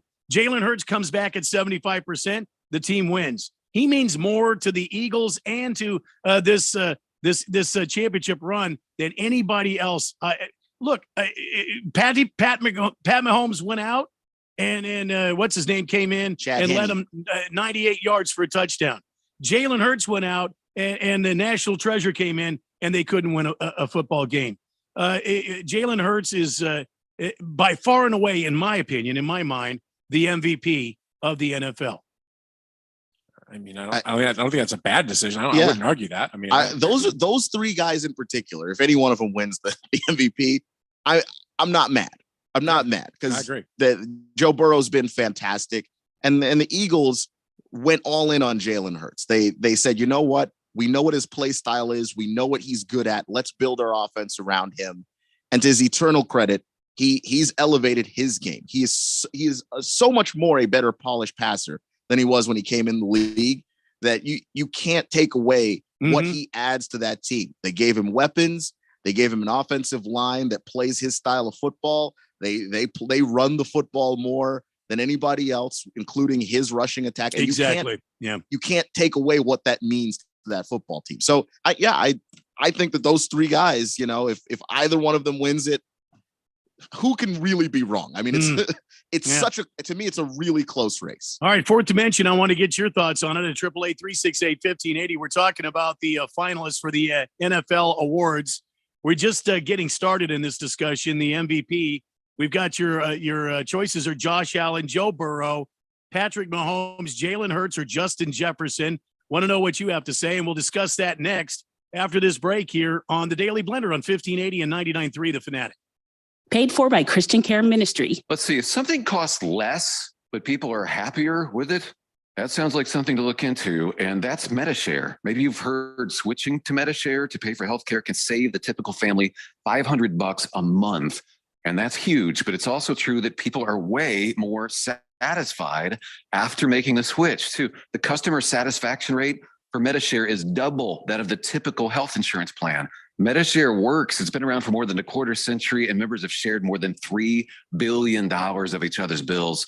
People love having telehealth and a huge nationwide PPO network. So yeah, you can save a ton and like it better. Imagine being happy with how you're taking care of your health care. So if you're self-employed or part of the gig economy, or you just want a plan you're happy with, you can call right now and get a price within 2 minutes. A very, very smart use of 2 minutes. Here's the number you need, 855-51-BIBLE. That's 855-51-BIBLE, 855-51-BIBLE. If you are an IT professional looking for an opportunity with great benefits, the freedom to creatively solve problems in a career with great growth potential and a team environment, look no further than Affinity Technology. Serving the Valley since 1992, Affinity Technology is looking for a level 1 tech to develop and deliver excellent solutions and outstanding customer service. Visit atechaz.com/jobs and get started with your future today. That's atechaz.com/jobs. Horn penetrates, drives, lobs it down low to Washington, who slams it in. Warren Washington with the flush. Sun Devil men's basketball returns to Desert Financial Arena to celebrate the program's alumni weekend. The action begins with Oregon State on Thursday, February 2nd, and continues with the Oregon Ducks on Saturday, February 4th. Get your tickets today by calling 480-965-5812 or go online to sundeviltickets.com. Sun Devil men's basketball, onward to victory. My king, you're up early. Awake, Merlin. I've had a dream that needs interpretation. Sorry, he turned into an owl and flew the coop 4 days ago. Good sorcerers, seers, and mystics are hard to come by anymore. And given the inevitable uncertainties of life, insuring against calamity is always the smarter play. From benefits and workers' comp to home, business, and group health insurance, Cole Hayes Insurance will secure your future. For a free quote, visit mycommercialinsurance.com. The season ends for one team. Hey, if we're going to win, it's going to be on us. And a Super Bowl trip awaits the winner. This Sunday, the Eagles are at home fresh off a dominating performance over the Giants. The 49ers hit the Philly with Super Bowl aspirations. Hear it all unfold live this Sunday at 1 p.m. exclusively on your home for the NFL playoffs and Super Bowl 57, 1580 and 99.3 The Fanatic, and always on at 1580thefanatic.com.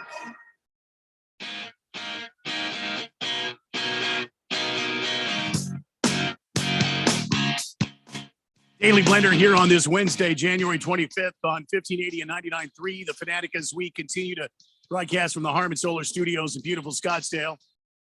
That's Keon Rose, sexiest man in sports talk radio. Right next to him, that is Ralph Romano from Harmon Solo. I don't know what to say. We're going to have to figure out something, Ralph. Yeah, we're going to have to.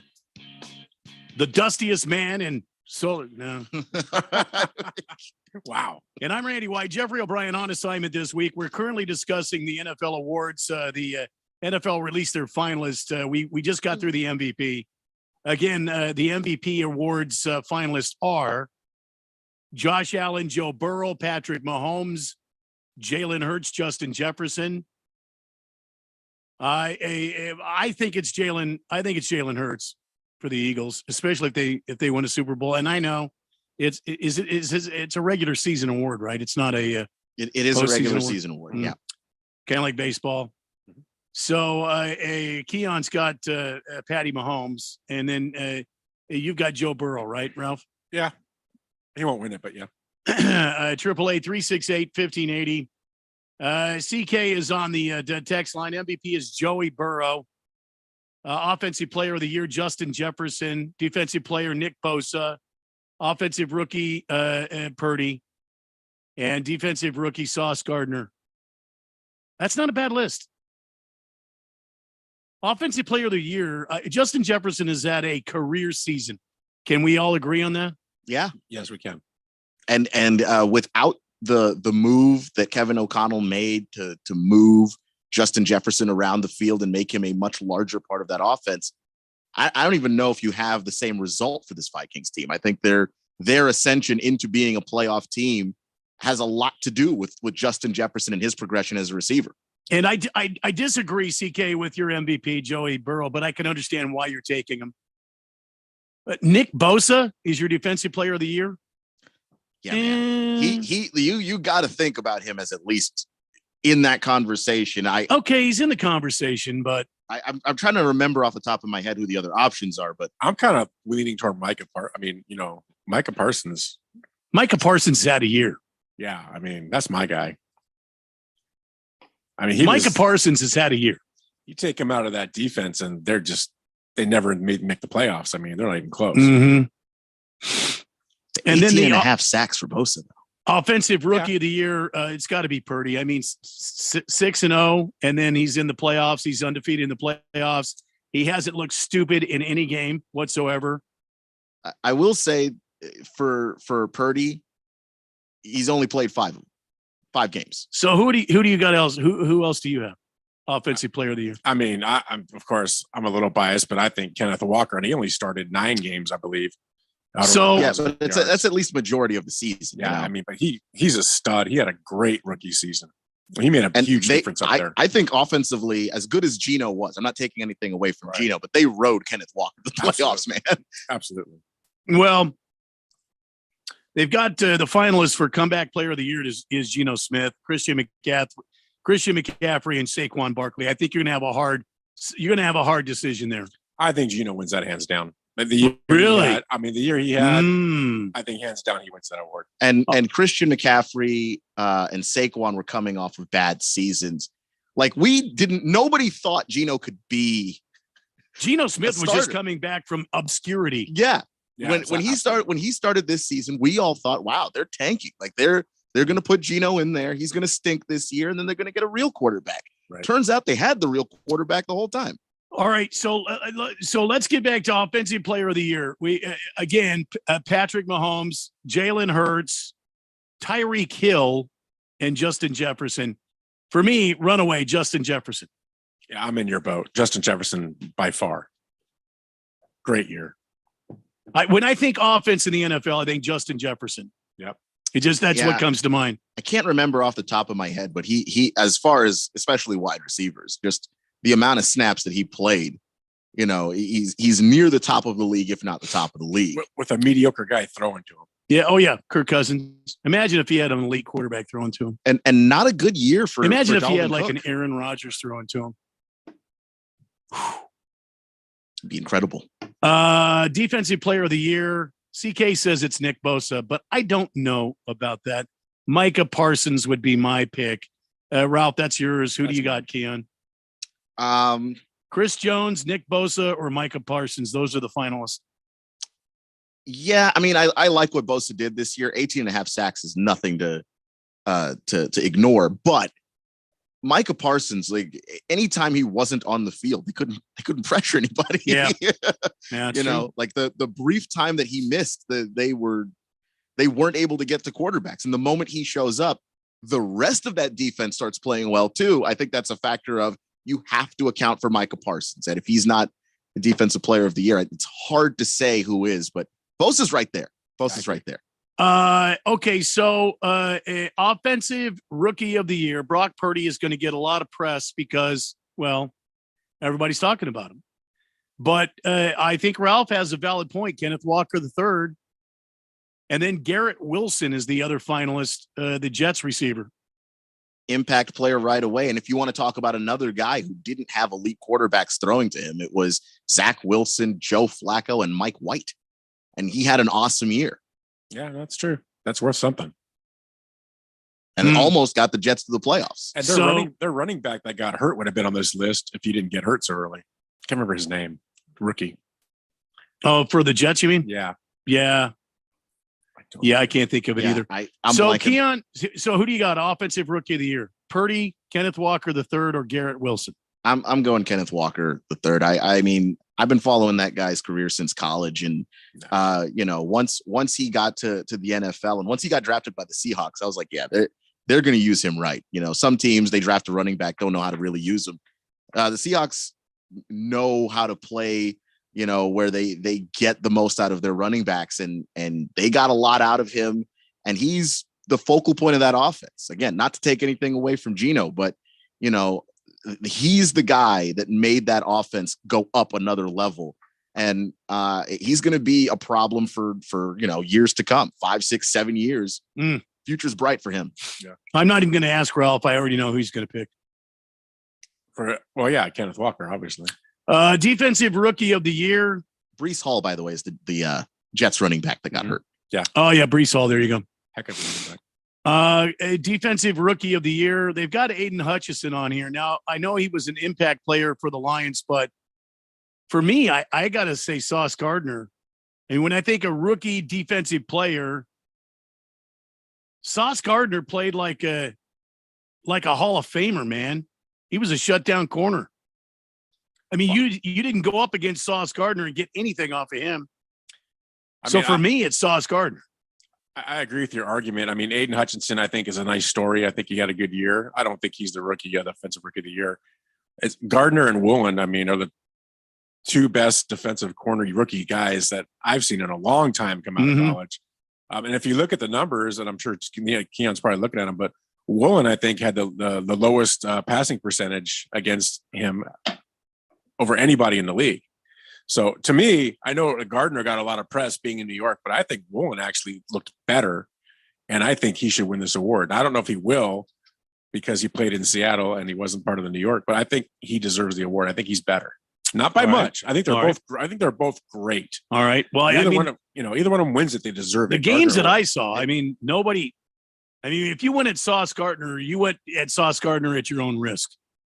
Woolen, I think, and this is why this argument is so close, right? Because Woolen had more picks. Yeah, it's 6. He had 6. But it's barely okay. He gave up more yards, but again, he gave up 47 yards and a touchdown this year, which is insane. Sauce Gardner gave up 19 yards, no touchdowns. And that's why I kind of have the edge going to Sauce there, because about 3 weeks into the season, teams were like, yeah, we can't throw this way. That's whoever he's covering, they're gone. It took him 3 weeks. Is and that's only because he's a rookie. I mean, if he was a veteran player, I think they would have figured it out a little bit faster. But, really early in the year, people were like, oh, that's right. You can't throw on this guy. This is a person who, when he was a senior in college, he didn't give up a touchdown the whole year. And here he is in the NFL, and he's done it again. The comeback player of the year, Geno Smith, Christian McCaffrey, Saquon Barkley. Ralph's got Geno far and away. Who do you got? To me, it's got to be Geno. I mean, Geno wasn't anywhere. I totally forgot the guy existed until he showed up. He's backing up Russ Wilson, and he looked all right. That he had an okay season, but it was what he did this year. You could not have figured he was going to do that from what he did a year ago. He resurrected his entire career, and I just think that puts him above everybody else. I could see that. All right, here's the I don't know why we're voting on assistant coach of the year. I think it's ridiculous, but I mean, what next? Are you going to coach trainer of the year? I mean, I'm sure there's some water person of the year. We're not going to care about locker room attendant of the year, towel person of the year. But I do think the assistant coach kind of matters, just because a lot of these guys. I said kind of. These are guys that are going to be head coaches next year. Steichen, DeMeco Ryans, Ben Johnson. But they're coordinators who maybe don't have play calling abilities and stuff, but they designed the offense that was successful. They come up with that game plan, because the head coach can't do everything. And if he does, he's not a great head coach. So you have to have somebody who is actually, offensively or defensively doing that legwork. And it's an important job. It is. All right, coach of the year. And then we'll find out what the fourth dimension has to say. Coach of the year. These are your finalists. Sean McDermott from the Bills, Nick Sirianni from the Eagles, Kyle Shanahan, or as I like to say, Dark Helmet, from the 49ers, Brian Daboll from the Giants, and Doug Peterson. I'll go first. Doug Peterson is the runaway coach of the year. All right, Ralph, who do you got?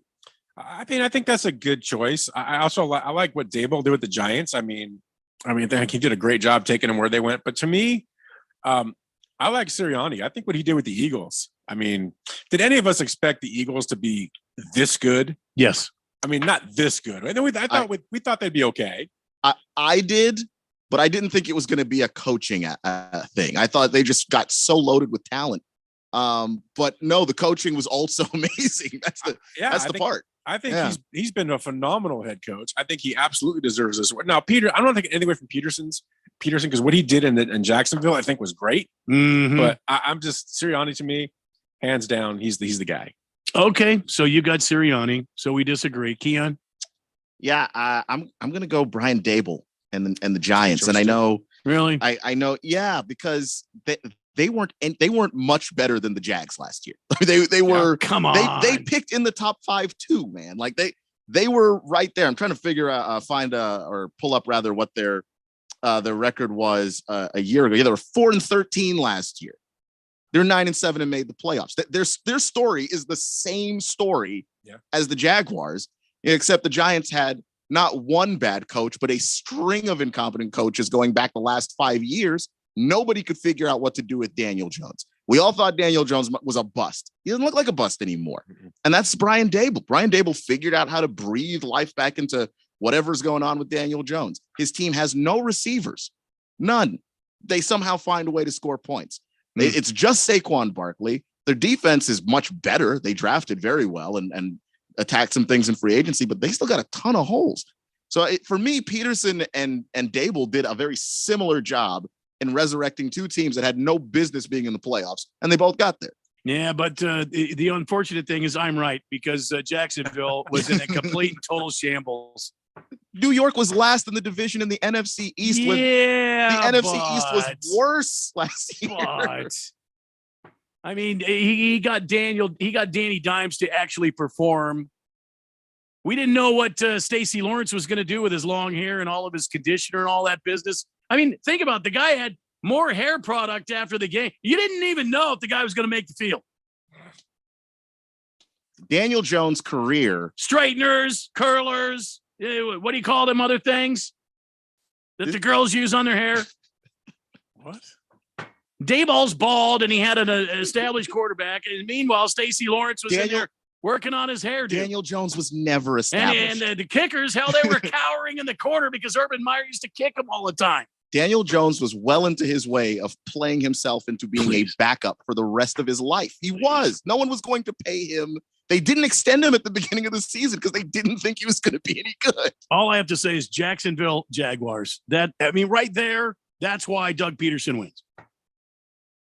888-368-1580. Watermelon, two questions for Ralph. You say you've been watching the Lakers since 77. Was that when you first became a bandwagon fan of the Lakers? Wow. And then when did you leave the Lakers? And then when did you go back to Lakers on the bandwagon train? So I'm from LA, born and raised. I'm an Angelino. Mm-hmm. So I've always been a Laker fan. As you know, like I said, back to 77 when I really started to watch them. And I've never left that train because that train is a train that you would never get off of because it's that good of a train. So there, to answer your questions. Okay. All right. There you go. It gets hard carrying 17 trophies around. I mean, they're heavy. Yeah, well, but you've got broad shoulders. Heavy Metal Maniacs, thank you for that. Hefty Lefty on the text line. As Bronco fan, I've never whistled more minor inconveniences. I've never wished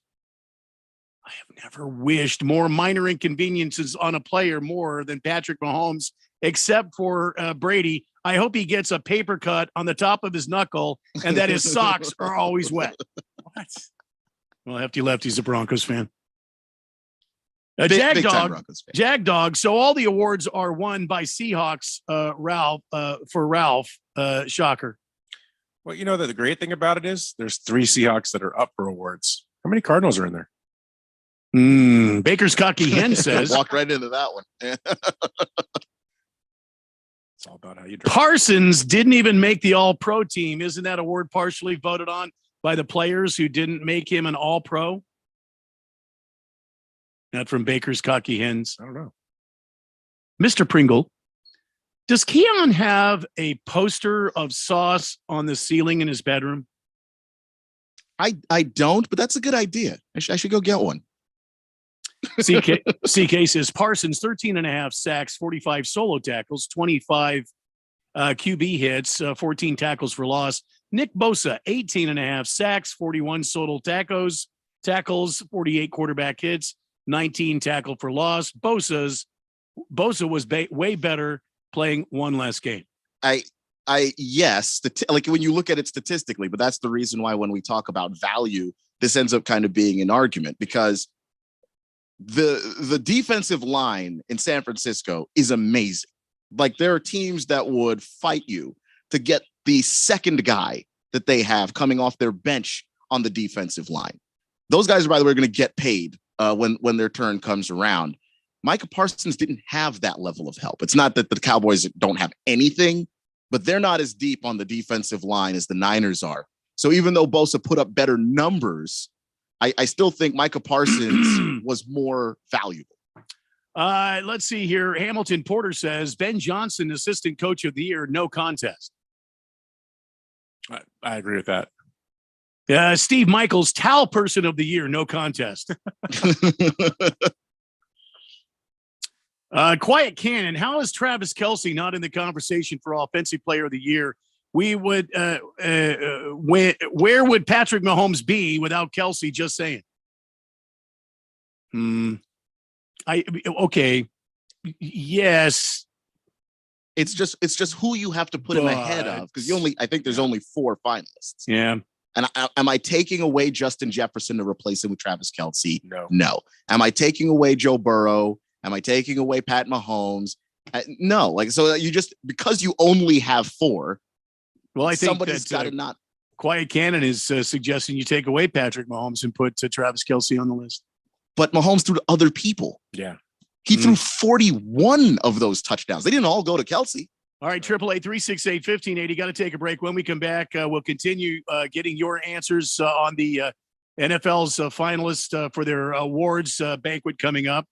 And we'll talk a little bit more NFL. Why are the Bills GM? Why is he talking? We'll talk about that next here on 1580 and 99.3 The Fanatic. When you can't stop, there's Vicks VapoRub. Vicks VapoRub sends powerful medicated Vicks vapors right to the source of your, so you can experience cough relief and breathe easier. Generations of families have trusted Vicks VapoRub to help relieve the worst cold symptoms. So next time you have a cough, reach for the Vicks VapoRub. Vicks VapoRub. Cough relieving is believing. When it comes to covering the high school sports scene in Arizona, AZ Preps 365 has all the answers. Every Saturday morning from 8 until 10, they break down games, interview the newsmakers, talk with coaches from around the state, and stay up to date with what's happening with prep athletes and breaking news from the Arizona prep scene. It's AZ Preps 365, 8 till 10 Saturday mornings on 1580 and 99.3 The Fanatic, and always on at 1580thefanatic.com.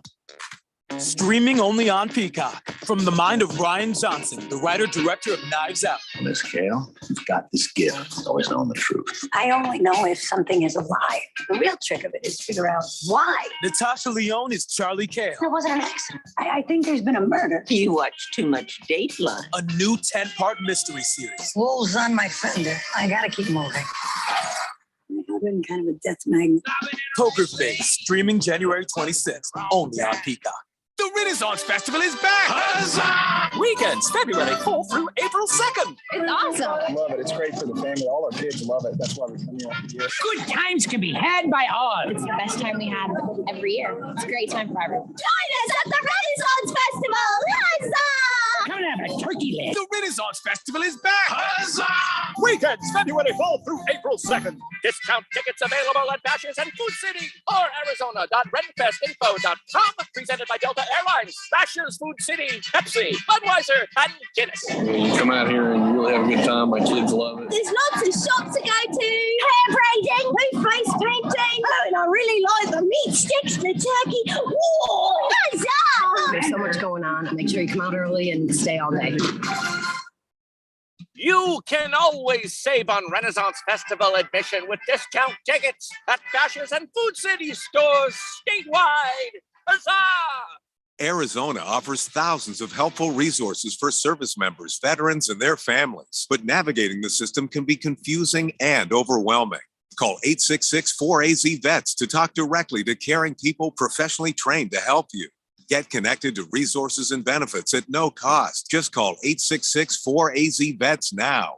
This message is brought to you by the Arizona Coalition for Military Families, the Arizona Department of Veteran Services, and Arizona's Be Connected partners.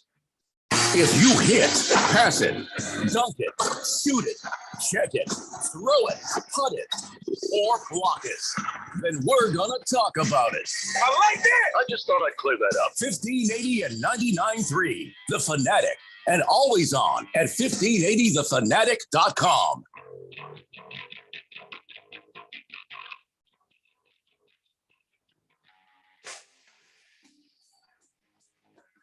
Lots happening on the big station here this weekend. Don't forget, Sunday is the date. It's the championship weekend as the 4 finalists do battle for the right to play in the Super Bowl in a couple of weeks. First up at 12 o'clock, you've got the NFC championship game. Eagles, 49ers in Philly. And you'll get flag-to-flag coverage here on the Fanatic. You won't get that anywhere else on the radio here in town. exclusive coverage here on the big station. And then at 4 p.m., it's the AFC Championship game, Chiefs, Bengals, rematch of last year's team. And don't forget, we've got college basketball as well.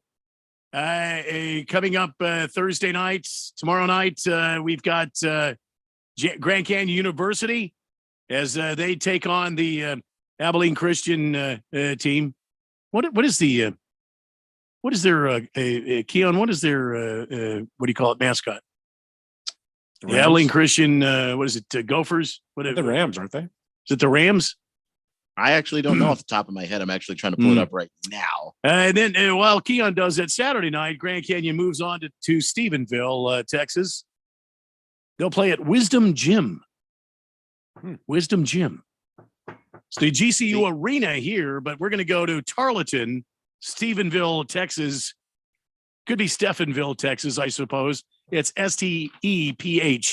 Stephenville.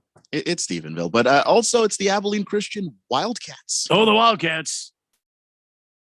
We're going to play the Tarleton Wizards in Stephenville, Texas on Saturday night. Tip time on that, 6 p.m. 6 p.m. on Thursday night. 888-368-1580. Lots going Tarleton on here. Is, boringly, the Texans. They're in Texas. They're the Texans? Mm-hmm. I like Wizards better. Me too. Pippi No Stockings shows up again on the text line. This time with some Randy shame. Shame on you, Randy, for turning my innocent text into a naughty one. All I meant by suck it, Ralph, was major spousal disrespect. No shame in that. Major spousal disrespect. All right, Pippi, let me explain something here. When you said that, maybe you didn't hear Ralph say, I'm going to hear about that in bed tonight. I wasn't shaming you.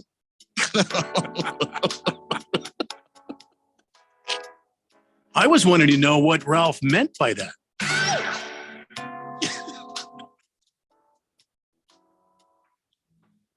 That's what I'm going to say about that, Pippi. Choro says, my homeboy looks okay. Oh, wait, I'm sorry. That was from yesterday. Only reason Burrow is in conversation for MVP was last week's win. If Huntley doesn't fumble, not in conversation. Mahomes has been solid all year long, not just the last 7 games. I mean, I understand your argument for Patrick Mahomes, and I have more respect for him after last week and what happened with his ankle and everything and the way he wanted to keep going. Isn't Burrow 3-0 against him? Yes. Mm-hmm. Okay. That's got to say so. Something. There's that, including this past season when they went head to head, beat him last year in the AFC Championship game and went to the Super Bowl. You know, so there's that. Yeah. Pinocchio, Matthew Judon has a better year than Parsons and made everyone around him better. Suck it, Ralph. Wow. Matt Judon had an incredible year. Yeah. I mean, I'm not going to disrespect Matt Judon. He's one of my favorite players to watch, honestly. But I watched a lot of Dallas games. I'm an NFC East guy, and I saw when the Cowboys don't have Micah Parsons, that defense is not as good. It's just not. What you can do with Micah Parsons, where you literally line him up everywhere. Hey, you want Micah Parsons to come from the outside as an edge rusher? You can do that. You want to put him on the defensive line, bring him, on a twist inside. He can do that. You want him to go out into the flat and cover a running back? Micah Parsons can do that too. He's so versatile that when you take him off a team like this, I just think that he shows his value sometimes by what happens when he's not there. CK is on the text line again, and he says, Keon, this defensive player of the year, not MVP. DeMarcus Lawrence is a hell of a number 2. Parsons has Bosa's number 2. Armstead was out all year long, as well as Kinlaw. I would agree with your points if they played majority of the season. I don't know if you could make sense of that. Yeah, he was basically saying, Javon Kinlaw was struggling with a lot of injuries. So was Armstead. And Bosa did a lot of heavy lifting. Like, I'm not trying to take away, but I'm saying the second unit guys, for the Niners are also fantastic. I don't think that Dallas quite has that depth. But like I said, it's close. I'm waffling on it, honestly, but I'm leaning towards Parsons just because of where they line him up, which is basically everywhere. Lost Toby says it's not the defensive player or the defensive value of the year. It's defensive player of the year. Bosa was that player with the numbers to back it up. Yeah. Bruno Baller says, will both NFL games on Sunday be on 1580 or will one of them be on 1510 Money Radio and 105.3 FM? Lucky for you. They're both on the big flamethrower, Exactly. both of them, because we're the exclusive home of the NFL playoffs and Super Bowl 57. And we're going to give you wall-to-wall coverage, Jack, if that is your name. Could be Chuck. It could be Chuck. Let's see. Choro says, so Mayfield is 3-0 versus Burrow. Would you say Baker is the better quarterback? Well, I just wonder sometimes, like, do people just refuse to think in layers, or we just obviously you're factoring It's the fourth in dimension, man. They can think any way they want. I suppose so, but obviously you're factoring in all the other things that Joe Burrow has done this year, not just the head-to-head matchups. Like Baker Mayfield sucked this year, so the fact that he's beaten Joe Burrow 3 times before doesn't mean that he's better than Joe Burrow, because everything else about Baker Mayfield indicates that not only is he not better than Joe Burrow, there's like 30 quarterbacks better than him in the entire league. I don't think Burrow. If I'm being released. generous. Okay. Continuing on the text line here, Whistling Gerbil says, I like Max Crosby's numbers. He had a good year. So speaking of NFL football, from the beginning of the Sunday's AFC divisional round game between the Bills and Bengals, it was clear which team held the upper hand. Bengals impressive 27-10 victory put them in the AFC Championship game. Bengals' recent success has a lot to do with quarterback Joe Burrow, as well as some other stars like wide receiver Jamar Chase. They have a young group eager to erase the feelings of last year's Super Bowl defeat with a win this year, and their readiness has been shown throughout the season, but particularly of late. They're on a 10-game winning streak. At this season ending press conference, Bills general manager Brandon Beane spoke out about the Bengals' success, calling them out a bit for how they become a force in the AFC. Guys, listen to this. And then I have a question I want to ask. Quote, those guys are on their rookie deals. We're paying Stephon Diggs a pretty hefty number. We're paying Josh Allen a pretty hefty number. So there are constraints on the cap, but they have a really good team. They got some good young players. We're just going to try to get as many good players as we can through the draft and through free agency. But again, I mean, our cap situation's a little different. End quote. Stupid. That's just dumb. Is that sour grapes? Because I read it like a whiny little. Honestly, that's how I read it too. And you know, once upon a time, you had to suck bad enough to draft Josh Allen. So I don't understand the point of saying, well, we don't want to be bad enough to get Jamar Chase. They wouldn't have been bad enough to get Jamar Chase if Joe Burrow hadn't been broken in half by the fact that he didn't have an offensive line. But you know what? That's what happened. And then they were able to get Jamar Chase. And part of being a general manager is being able to strike while the iron is hot, being able to win a championship while you've got guys on rookie deals. Once you get past that point, then you have to start doing other things, but you still want to be drafting guys that you can develop that can give you value on rookie deals. Like that's the name of the game. That is literally his job. So I don't understand what he's crying about. Absolutely, right? I mean, look at the teams. I can go back and back and back. It's the teams that have the guys, the young talent that they draft, that they develop quickly, put the pieces in place, and they go and win. Okay, I'm gonna say it. Hence, that's exactly what Seattle did, right? Yeah, they put the team together. It was all rookie contracts. They won a Super Bowl, went to another one, and then after everybody got off the rookie contracts, what happens? It falls apart because you can't afford it anymore. Teams that go and try to do it all in free agency, it doesn't work. You can't afford it, right? Don't go after that one guy that wants all this money. Start developing, getting the right players out in the draft. That's how you build champions. Belichick does it. Carroll does it. Cincinnati's doing it, and they did it. That's how you win. I mean, so that's just, you're right. It's sour grapes. All I Absolute want to sour hear grapes. out of Brandon Bean is we got our asses kicked and we need to do better. That's all I want to hear from him. I don't want to hear excuses like, well, we're paying Stephon Diggs and Josh Allen a lot of money, so we couldn't afford to have as many good players as the Bengals do. I mean, they've got a bunch of rookies. I mean, shut up. Well, I mean, he's in trouble. There are teams that are drafting third rounders and fourth rounders that are contributing. So I don't want to hear it. Right. Your job is to find the guy on the rookie deal that gives you value. And if you can't find him, let's get somebody that can. Yeah, I mean, exactly. If you want to cry about, well, Josh Allen's arm was hurt, I might grant you that. No, I'm not even going to take that. Your quarterback threw a bunch of interceptions this year, and that's the reason why you're not in the playoffs. Suck it up, Buttercup. I don't care about your payroll. You know, it's your job to put a team on the field. You got your asses kicked. Do better. All right, that's 2 hours down. One to go as we head for 6 o'clock tonight. This is the Daily Blender, ladies and gentlemen, on 1580 and 99.3 The Fanatic. You're home for the NFL. The best part about taking ZQuil Pure Z's Sleep Plus Next Day Energy at night is actually the next morning. I wake up alert with none of the grogginess from taking too much melatonin. Pure Z Sleep Plus Next Day Energy is a bilayer tablet with immediate release melatonin and extended release B vitamins to help me fall asleep naturally and wake refreshed. It's my secret weapon for a great night's sleep and a great morning. Hi, Mom. Hi, Mom. Can't beat that. ZQuil Pure Z's gummies. Sleep better, wake your best.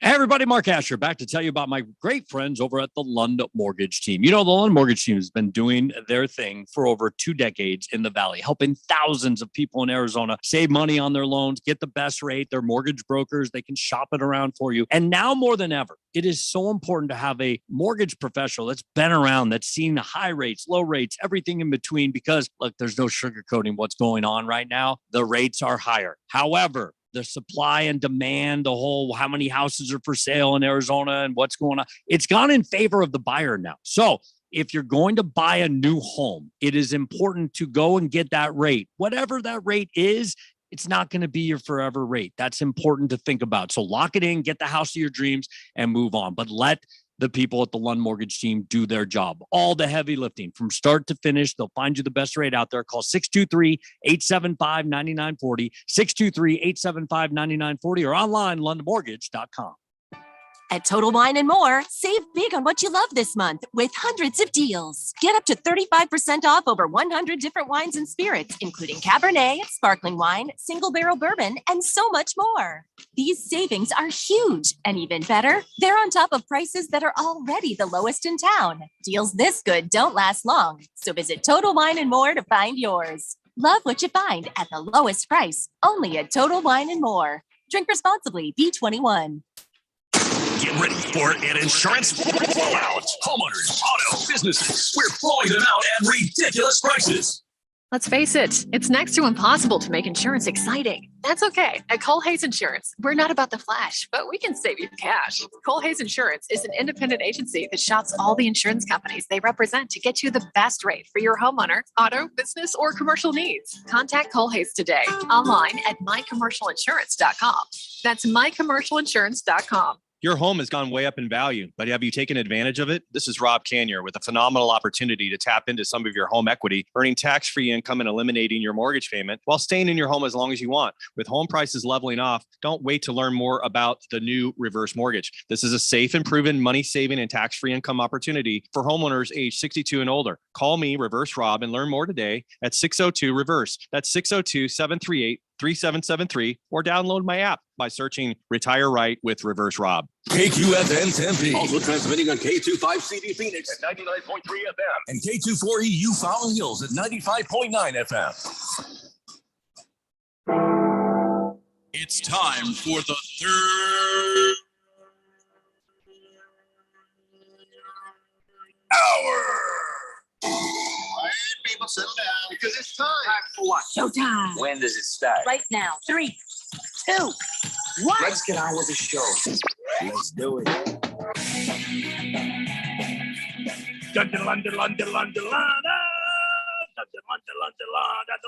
Are we live? I'm sorry.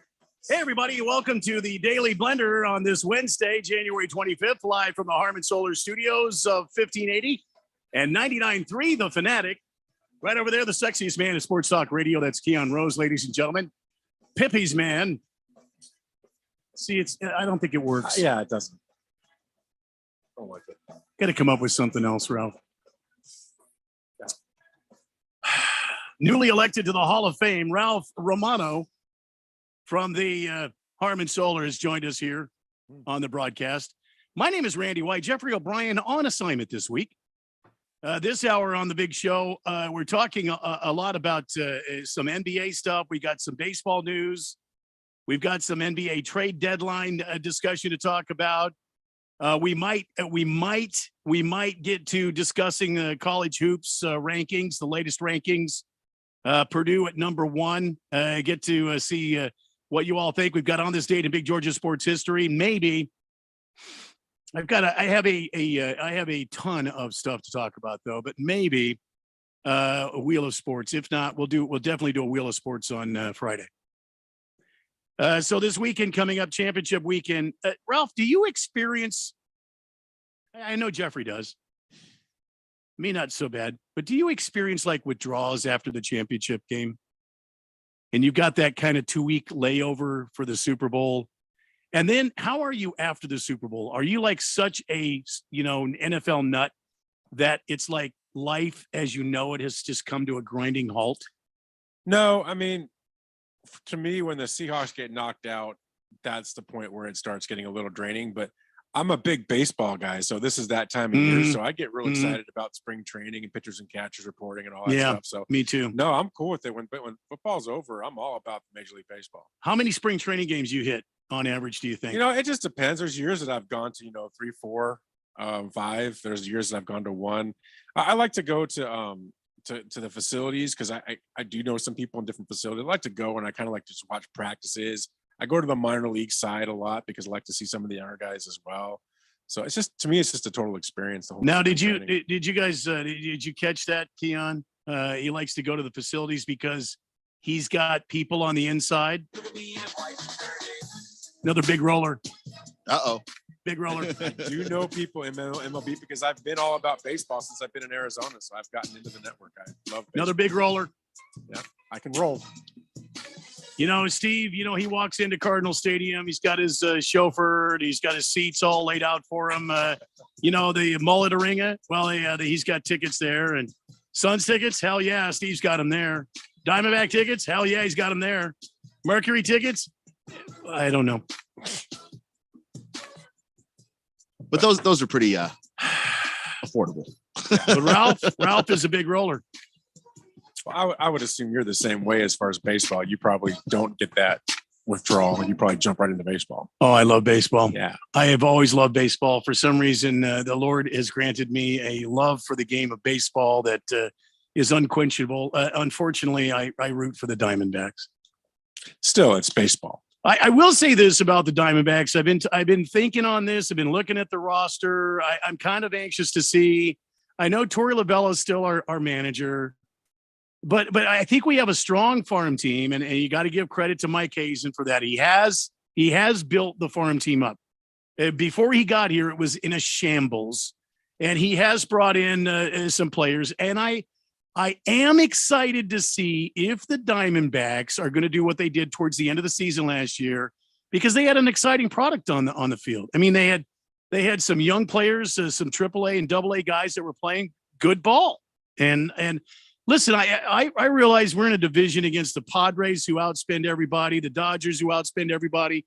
Now the Giants are going to make a run at it. It's going to be difficult for the Diamondbacks to make any headway this year, to be honest with you.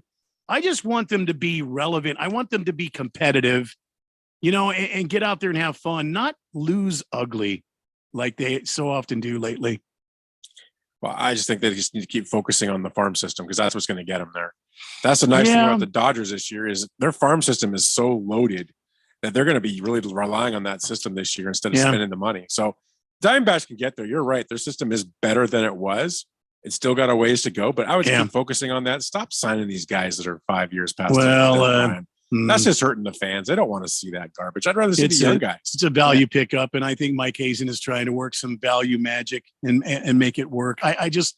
I wish these guys would focus on young players, bring them in, develop them, draft well. we have drafted pretty well, but you see guys that go. I mean, we had the 1 overall pick, and we picked up what's his name, the shortstop. He was with Atlanta, won a World Series, and now he's moving on somewhere else. I can't think. Was it Cubs? I don't know where he's at. But we picked him up, and then we packaged him in a deal and traded him away. Yeah, it just doesn't make sense. I mean, those are guys. Those are pillar guys. Those are cornerstone guys. Speaking of baseball, other baseball news, we reported on this very radio program yesterday that Terry Francona, the Guardians manager, he had his scooter stolen. It has been returned. Scooter's back. Tito's scooter has been returned. While Francona's 2 World Series rings remain in his trophy case, his electric scooter went missing last Saturday, but he has since gotten it back. Stolen over the weekend. It didn't take long for the scooter to be returned to safety to Francona, according to Cleveland police and the Guardians, and confirmed by News 5 Cleveland, that news powerhouse in Ohio, News 5. So everybody can breathe easier now. Since we reported, I feel like we're kind of like that On Patrol Live. I love that show. I feel like we have that kind of reach. Somehow somebody in Cleveland heard us talking about Tito's scooter, and they sent out an APB, and they got the scooter returned. I want to take responsibility for that. So it was stolen in Cleveland, not out here. No, it was stolen in Cleveland. You know, Terry Francona does make his home here in Arizona. Well, okay, more like Tucson. Well, they play out in Goodyear, though. So really, Arizona. Yes, they do winter home in the great city of Goodyear. I may go out and see them this year. I've got a lot of facilities. I live just a few miles away from 3 different facilities. I got the Surprise Stadium north of us. Yep. I got the Goodyear Stadium that's just south and east of us. I've got the Dodgers facilities, White Sox facilities, just to the east of me. Have you been to these, Keon? Have you seen some of these facilities? Yeah, I actually went to the Brewers facility. Oh God, don't go there again. No. Last year, I liked it. That's nice. No, don't do that. And then the new place that I just moved to, I'm very close to where the A's are. So I'm going to try and see. That's swing another. by there. That's another. That's an old Ho-Ho-Com field. That field is about 906 years old. I mean, it looks like it from the outside of the field too. But you know what? If I'm close to a facility, I'm going to take advantage of it. Okay, I'm within walking distance. I'm 60. I'm 60 years old, so you can do the math here. I played as a freshman in high school a state championship baseball game at Ho-Ho-Com Field. Wow! It was against Saguaro. We got our asses kicked. We were one hit. Kendall Carter one hit us. No, I'm sorry. Not Saguaro. It was Coronado. Kendall Carter, I think, went to Coronado. One hit us. Lanny Unruh was a senior on our team, and he got the only hit. He was our shortstop. But he was one of those. I mean, he could hit. He was a slapper. He had a little pop in his bat, though. But for my money, there's no better state in this country when it comes to baseball than Arizona. Oh, I mean, the opportunities we have to go watch all the spring training games, the college games out here with Ottawa and Arizona Christian, U of A. There's great college, junior college. We have the best junior college system in the nation out here, defending national champ Central. Why didn't you mention ASU?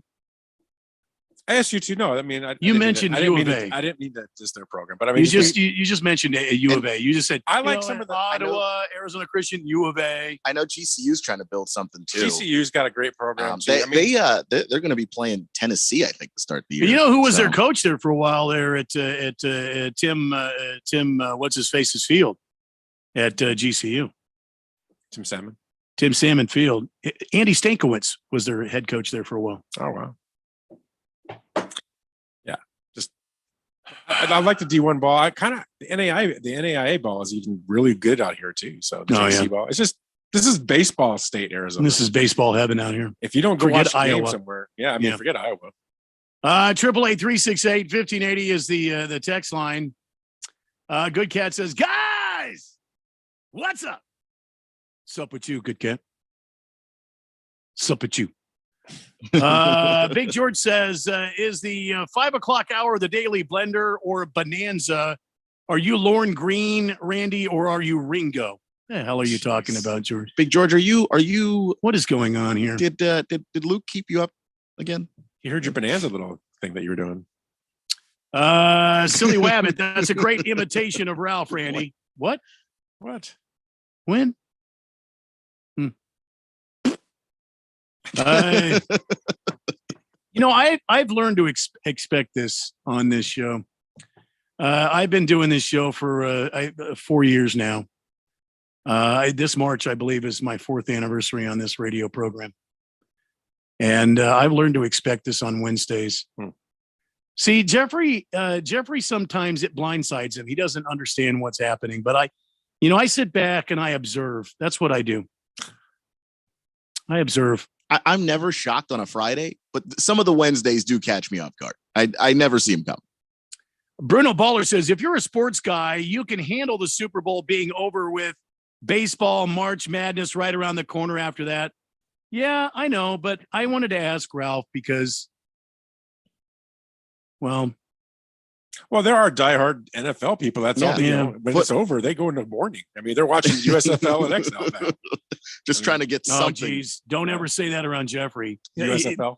The vein in the middle of his forehead will pop out. His eyes will grow green and illuminate, and he will grow scales and will yell at you, there is no such thing as the USFL or the XFL.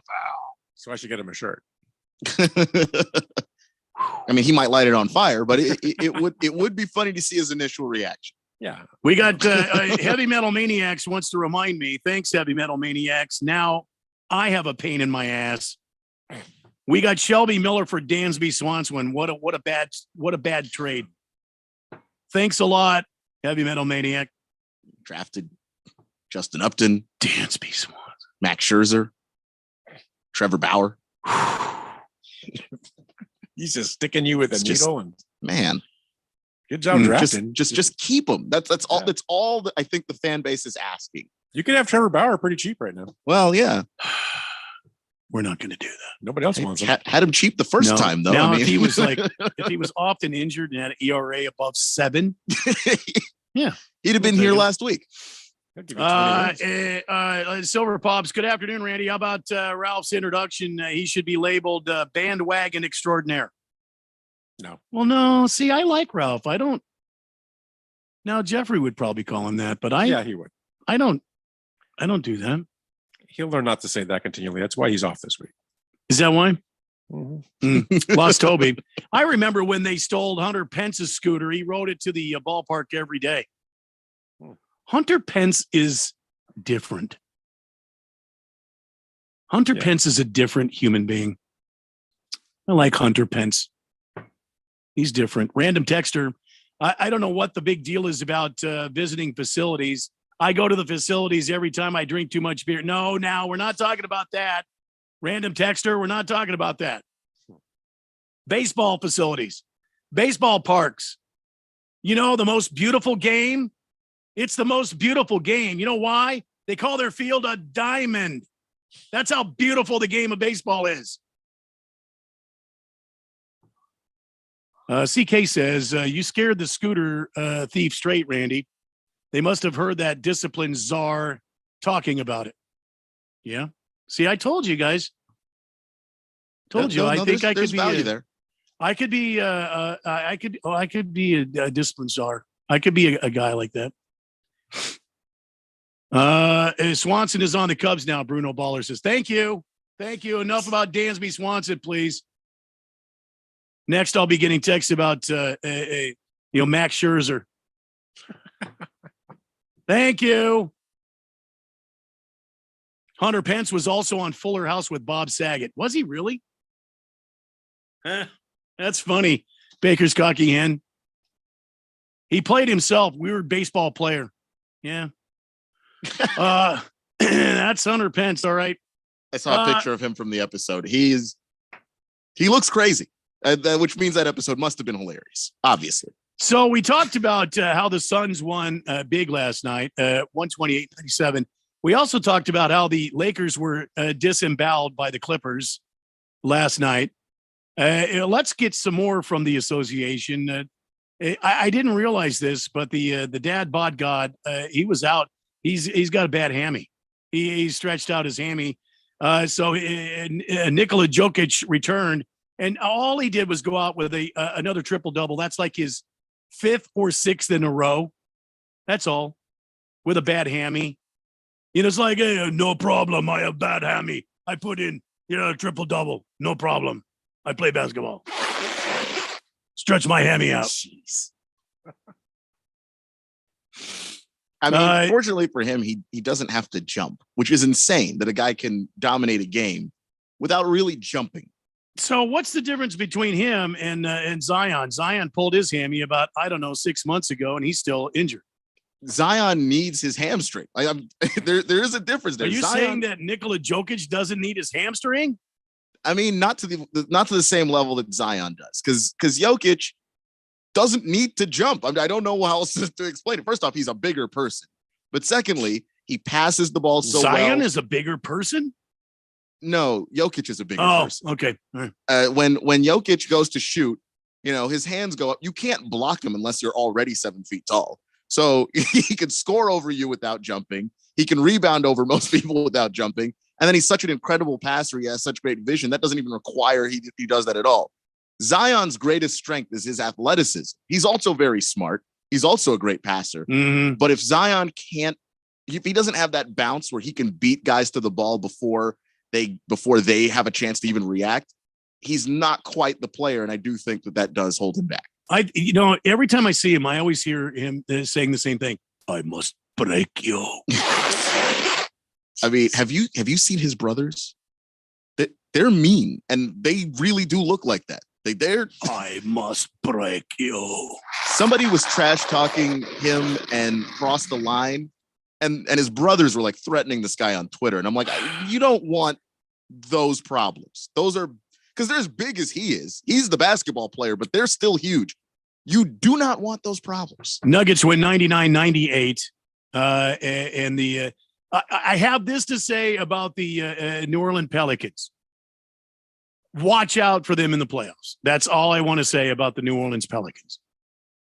Something happens. I don't know if it's in the water there in New Orleans. Something happens and they just turn rabid. Watch out for them in the playoffs. And by the way, they're 4th in the West right now, so it's not just the playoffs. Nuggets will take on the Bucks tonight. Pelicans host Minnesota in New Orleans tonight. So that should be a lot of fun to watch the Nuggets come in to Denver. And I must break you. I must pull your hamstring. All right. Such an awful sound. That is awful. I hear that when I wake up sometimes. So do you, Randy. That's what happens when I walk. I don't want to laugh because my turn's coming then. Oh, yours coming. Yeah. And then what happens is it just takes once. You get a pulled hamstring just once. You know what I mean? And it just hurts for 6 years. 6 years. You could stretch. You could use one of those foam rollers. I think that a hitman actually is the one who invented the foam roller. Oh, just put your injury on the foam roller and roll back and forth. It's going to feel all better. Have you done that? Yes. That's how I know about it. Have you put one on your back? Yes. Yeah. I'll never do that again, ever. I'm with you on that. My back sounded like two skeletons were making love on a tin roof.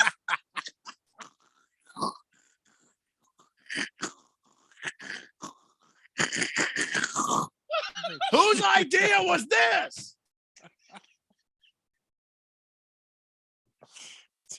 Oh, it's really good for your back. Shut up.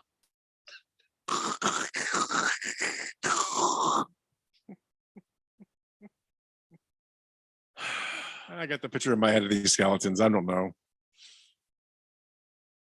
NBA trade deadline is around the corner. We'll talk about that next on the Daily Blender. Here on 1580 and 99.3 The Fanatic. This is Brent Musburger's action update for Arizona's new home for sports, The Fanatic. Now, here are the latest lines from my guys in the desert. The latest lines for the championship weekend in the NFL. All eyes on Patrick Mahomes and the Kansas City Chiefs. They are a 1-point home underdog at Arrowhead Stadium to Joe Burrow and the Bengals. Cincinnati has beaten the Chiefs in the last 3 meetings. Cincinnati minus 112 on the money line. Kansas City minus 104. The over-under sits at 47.5. The Philadelphia Eagles, the number 1 seed in the NFC, hosting the 49ers, have won 12 straight games. Eagles a 2.5-point home favorite, minus 148. The 49ers plus 126, over under 46.5. Red hot winning picks at experts.winnersandwiners.com. Save 75% when you use the promo code ACTION75. Experts.winnersandwiners.com. I'm Tony Desiri with your VSiN Action Update on 1580 and 99.3 The Fanatic. Paid for by Christian Care Ministry. Let's see, if something costs less, but people are happier with it, that sounds like something to look into, and that's MediShare. Maybe you've heard switching to MediShare to pay for healthcare can save the typical family $500 a month, and that's huge. But it's also true that people are way more satisfied after making the switch too. The customer satisfaction rate for MediShare is double that of the typical health insurance plan. MediShare works. It's been around for more than a quarter century, and members have shared more than $3 billion of each other's bills. People love having telehealth and a huge nationwide PPO network. So yeah, you can save a ton and like it better. Imagine being happy with how you're taking care of your health care. So if you're self-employed or part of the gig economy, or you just want a plan you're happy with, you can call right now and get a price within 2 minutes. A very, very smart use of 2 minutes. Here's the number you need: 855-51-BIBLE. That's 855-51-BIBLE, 855-51-BIBLE. There's no doubt that Harman Solar can save you up to 85% on your monthly electric bill. That's a fact. Bruce Jacobs here. But did you know it's possible to get solar for $0 down and no payments for 12 months? You can lease, finance, or even purchase outright. They have plans that fit everybody. Harman Solar is a family-owned, woman-owned local company that uses top-of-the-line equipment. Call Harman Solar at 800-281-3189. That's 800-281-3189, or go to harmansolar.com. One trip down Scottsdale Road, and it's obvious. Snowbird season is here. You know what else is on Scottsdale Road? The absolute best restaurant to take your out-of-town friends and family to. Kasai Japanese Steakhouse. No one does it better than Kasai, where talented teppanyaki chefs create the food, the fire, and the fun of teppanyaki. Kasai Japanese Steakhouse is dinnertainment at its best, where a delicious 7-course meal is prepared right at your table with flair. It's a perfect choice for any occasion. Choose from over 50 different items and combinations of teppanyaki. Looking for great dining without a show? Well, Kasai offers an awesome selection of Asian-inspired dishes and tasty sushi. Happy hour deals daily till 6 p.m. and enjoy the outdoor dining on the heated patio. So whether you're here for the open, the big game, or just a great Arizona sunshine, don't just take your guests to dinner. Take them to Kasai Japanese Steakhouse for dinnertainment. Visit KasaiScottsdale.com. That's KASAI Scottsdale.com. Or call 480-607-1114. The season ends for one team. Hey, if we're going to win, it's going to be on us. And a Super Bowl trip awaits the winner. This Sunday, the Eagles are at home fresh off a dominating performance over the Giants. The 49ers hit the Philly with Super Bowl aspirations. Hear it all unfold live this Sunday at 1 p.m. exclusively on your home for the NFL playoffs and Super Bowl 57, 1580 and 99.3 The Fanatic, and always on at 1580thefanatic.com.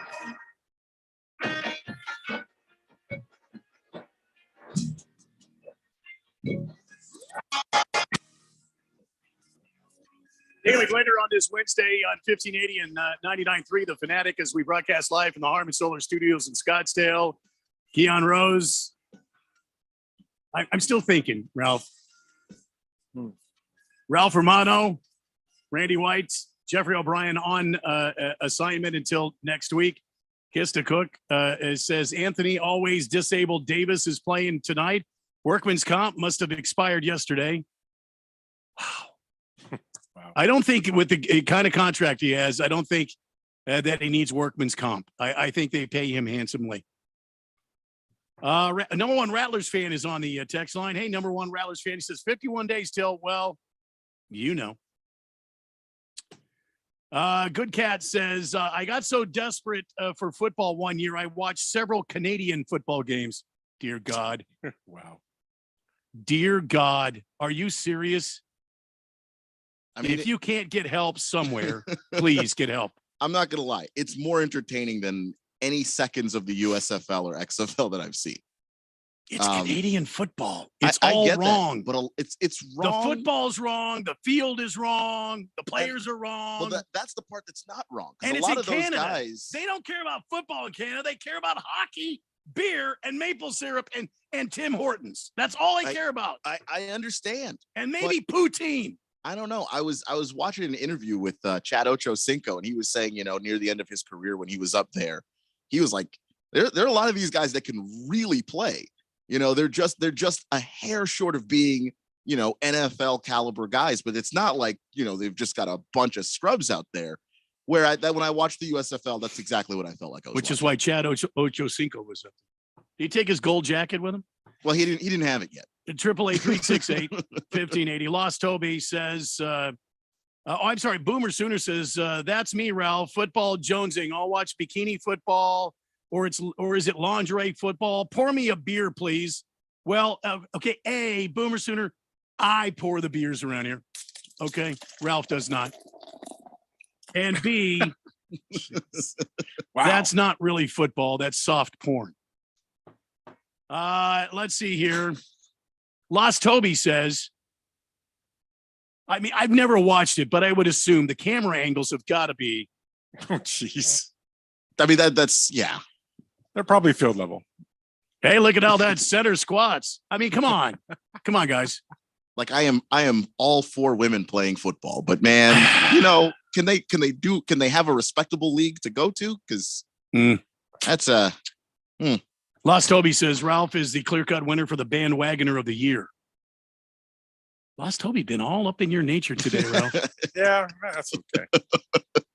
Been all up in your nature today. He's lost.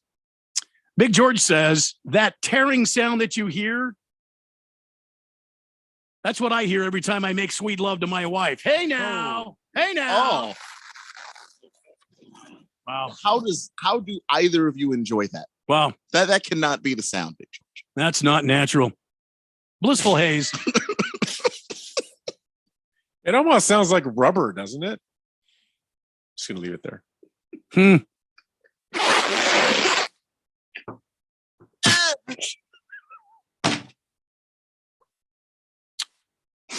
This show's got a hell of a handbasket. Oh. Where am I? Blissful Hayes says, hey, Randy, are you referring to Bret the Hitman Hart?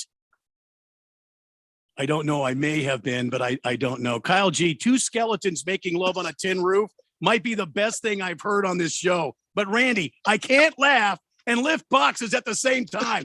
Spare me, please. That was good. The sound effects were amazing.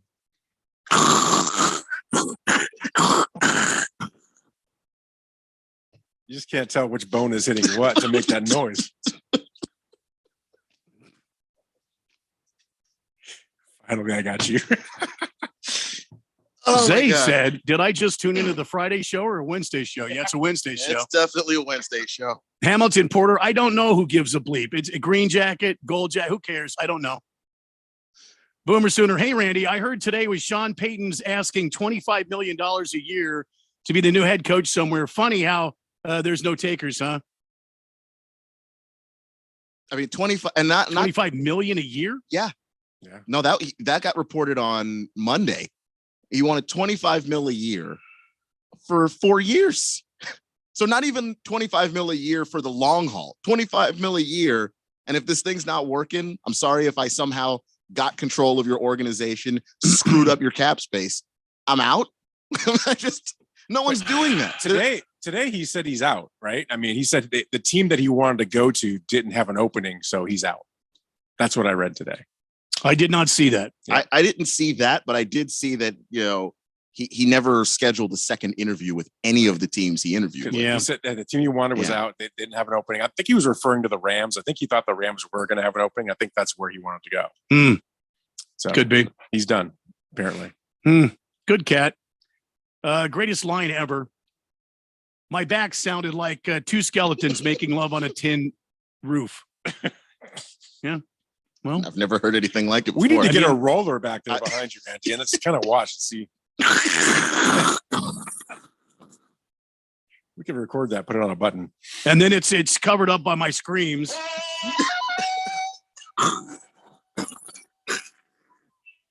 Now, Mr. White, how do you feel? Like death. 888-368-1580. NBA trade deadline, just less than 2 weeks, right? 2 weeks away. Yep, February 9th. That's not going to make it.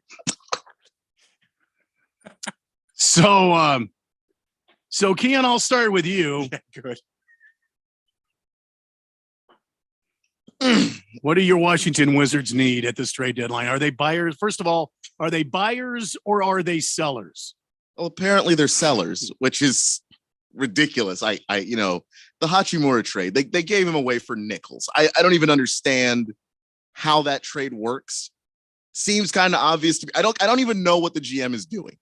The guy is usually good at trades. He usually wins most of the trades that he makes. That's his first big loss, and he's terrible at drafting. So I don't even know what direction this team is moving in. I don't know that there's any piece that they can get that'll make them a contender. They're already over the cap. Well, couldn't they take what they just got and turn it around and package it for somebody they really want, though? I see that a lot in the NBA. If you can, I would have liked a first rounder to do that. I don't think you can do it with 3 second rounders. And the time to really move Kendrick Nunn and do well with him was before last season when he had that bone bruise and the Lakers weren't able to get a whole lot out of him because he just was injured all year. And when he came back this year, he just wasn't even the same guy. I don't know if they can package that for anything else. So I don't think that the Wizards are buyers. I don't think they're sellers necessarily either. But if anything, they're closer to being sellers than they are to being buyers. So in the grand scheme of things, okay, Ralph's with us today. The Lakers don't ever seem to be buyers or sellers at the trade deadline. That's a championship franchise. They're always sellers. They're always buyers. They're always looking to upgrade, to improve, to add to. And I think in this case, they need to unload some of this. And I mean this respectfully. They need to unload some of this dead, driftwood, and they need to bring in some new life, some youth. So, Keon and Ralph, tell me, what do the Lakers need at the trade deadline, and what can they be looking for, and who might be targets? The Lakers need somebody else who's going to handle the basketball. It can't be LeBron all the time. So they need a point guard. Yeah, but he's as close to the best point guard that they have. Especially since you're going to have Russ come off the bench, which is actually the best place for him. He's playing a whole lot better coming off with that second unit, but they need another guy who can get to the basket and create and get open shots for other guys. I saw on CBS Sports earlier today, they mentioned Terry Rozier. I like that. He's a really good defensive player. So that plays into what Darvin Ham wants that team to prioritize, which is defense. And they've done a great job at that this year. So he'll fit in. He can score. He's not the best shooter, but he can at least distribute the basketball, get the offense going. And, he's not going to be a liability defensively. Mm-hmm. I don't know if I necessarily like Van Fleet for the Lakers. He can fit anywhere, and he is a shooter, so that would help. But I like a guy that can come in, and if LeBron can get to be off the ball sometimes and he's just slashing to the basket, I think that actually opens up things for a lot more guys on the team because it's not just LeBron dribbling for the entire shot clock. So I understand that Russ comes off the bench, but why can't they employ Russ as a point guard? Why can't they shake things up a bit? Why can't they go out and get somebody to play in tandem with LeBron and Russ? I realize Russ is not the player he was 5 years ago. I realize that. But Ralph, what do you think about that? I mean, it frees up LeBron from being the point guard. You put it in Russ's hands. Let him distribute the ball. Do you think that's even possible? Well, I think Russ is the kind of guy that never said no to a shot, right? I mean, that's the problem. I think what they need, I agree with everything Keon just said. I think what they need is a 3-point shoot guy. They need a guy that can go out there and hit threes. They don't have that. They just don't. I mean, You saw that LeBron did that when he shot 9 of them the other day, but still, you need a guy like that. They haven't had a guy like that in a long time. I'd like to see him go. I don't know who's available out there that can do that for them, but there's got to be a guy out there they could bring in that can be that guy. Okay, so now the burning question, according to us, and who are we? I mean, we're just sports guys talking sports here on a Wednesday afternoon. The Phoenix Suns, clearly they need to be buyers. They need to make a trade. Jay Crowder sitting around making what, 10.8 million, 10.9 million. They need to unload that, and they need to use that in a smart way to bring some assets into the fold here and help this team down the stretch. I mean, Chris Paul isn't getting any younger. They've got to bring in somebody that can be a point guard that is a veteran, in my opinion, that can run this offense. I mean, I heard the name Fred VanVleet the other day, and my heart skipped a beat because I thought, wow, I didn't even think about that. That would be a good pickup, Kian. What do you think about Fred VanVleet coming in and being a point guard alongside Chris Paul and helping this team move to the next level? I like it. I honestly, it's the player and team in this trade deadline period that makes the most sense. He's not this year because he's kind of having a down year, but his career 3-point shooting percentage is really good. So he'll fit in with what the Suns want to do. Monty wants a team that's a lot of pick and roll, and then you've got open guys shooting threes and knocking down shots when the defense comes in on that. So he'll fit in on that perspective, but also you're going to have these stretches where you miss Chris Paul. He's just at that age. You're going to have those times. And I think that the Suns really struggle when they don't have a guy who can run the offense. You know, Devin Booker can do it kind of, but he's been hurt this year. So obviously you don't have that. I think Fred VanVleet can do that in place of Chris Paul when he's out. And when Chris Paul comes back, you don't have to put him on the bench. You know, you can stagger the minutes because you can actually play VanVleet and Chris Paul at the same time because VanVleet is perfectly comfortable being a spot up shooter, and he's a really good defender too. So he's not a liability. We also need size in the front court. I mean, to be honest, we need somebody that's going to be in the front court that can be a bully. I mean, we got beat up pretty bad last year. I mean, Luka Doncic, he bullied us pretty well. And look at what Dallas did. I mean, they eliminated us. We didn't have the size that we needed. We couldn't get in there and post up. DeAndre Ayton wasn't in there posting up when he needed to, and he wasn't clearing it out. And Luka had his way with us. I mean, let's just be quite honest right now. And I know everybody's going to start with the DeAndre hate again, but I don't think that's the issue. We need to be bigger. We need to have a forward in there that's going to go mix it up a bit and can defend a Luka Doncic, some of these other big bruisers in the league. Do you agree, or am I off my rocker? No, Ayton does a pretty good job of guarding Luka when he has to switch, but he's not the primary defender exactly on Luka. So yeah, I think you need another wing guy to come in and do that. You know, maybe you could pry somebody else from the Wizards. The Wizards have too many of those guys. That's why they had to trade Hachimura, because you look at it, they want to pay Kuzma this offseason. So they just don't have the ability to keep some of the other guys and pay all of the people that they need to. Maybe, and he's going to be an experimental guy, but maybe you look at a Denny Avdia off the Wizards. That's somebody who they'd be willing to part with, maybe, if you offered the right thing. And maybe you wouldn't even have to, give up Jay Crowder, so you could use Jay Crowder on something else. And maybe you try and figure out a way to do both, get the point guard and get, somebody solid enough to be able to stay in front of Luka and some of these other threes that you're going to be going up against. Do you think the Suns hang on to Ayton next year? See, I don't know. They signed that long contract, and he's got to stay in the fold for at least this season, right? I mean, that's the terms of the agreement, right? That's the CBA. So I don't. Indiana, are they still interested in DeAndre Ayton? And do they have some resources that we can use? I think Indiana would still be interested because he fits what Rick Carlisle really wants to do. What you could get from Indiana, I'm gonna have to take a look here at their depth chart, but I just think that right now, I think Indiana's getting to a point where they're comfortable with what they are, right? They're 24-25. If they can build through the draft, but they have a center they're not happy with. They're not, not happy. Miles Turner, they're happy with Miles Turner. Miles Turner's not happy with them. So maybe You know, if you've got a disgruntled DeAndre Ayton, you got a disgruntled Miles Turner, you just swap the guys. You know, Turner's going to give you something different. I don't think that he can play the mid-range game quite the way that DA can, but he's going to be a pick and roll guy. He's going to run the offense that Monty wants to run, and he's not really going to complain about it because that's what he's good at. So it's possible that you can at least make that work.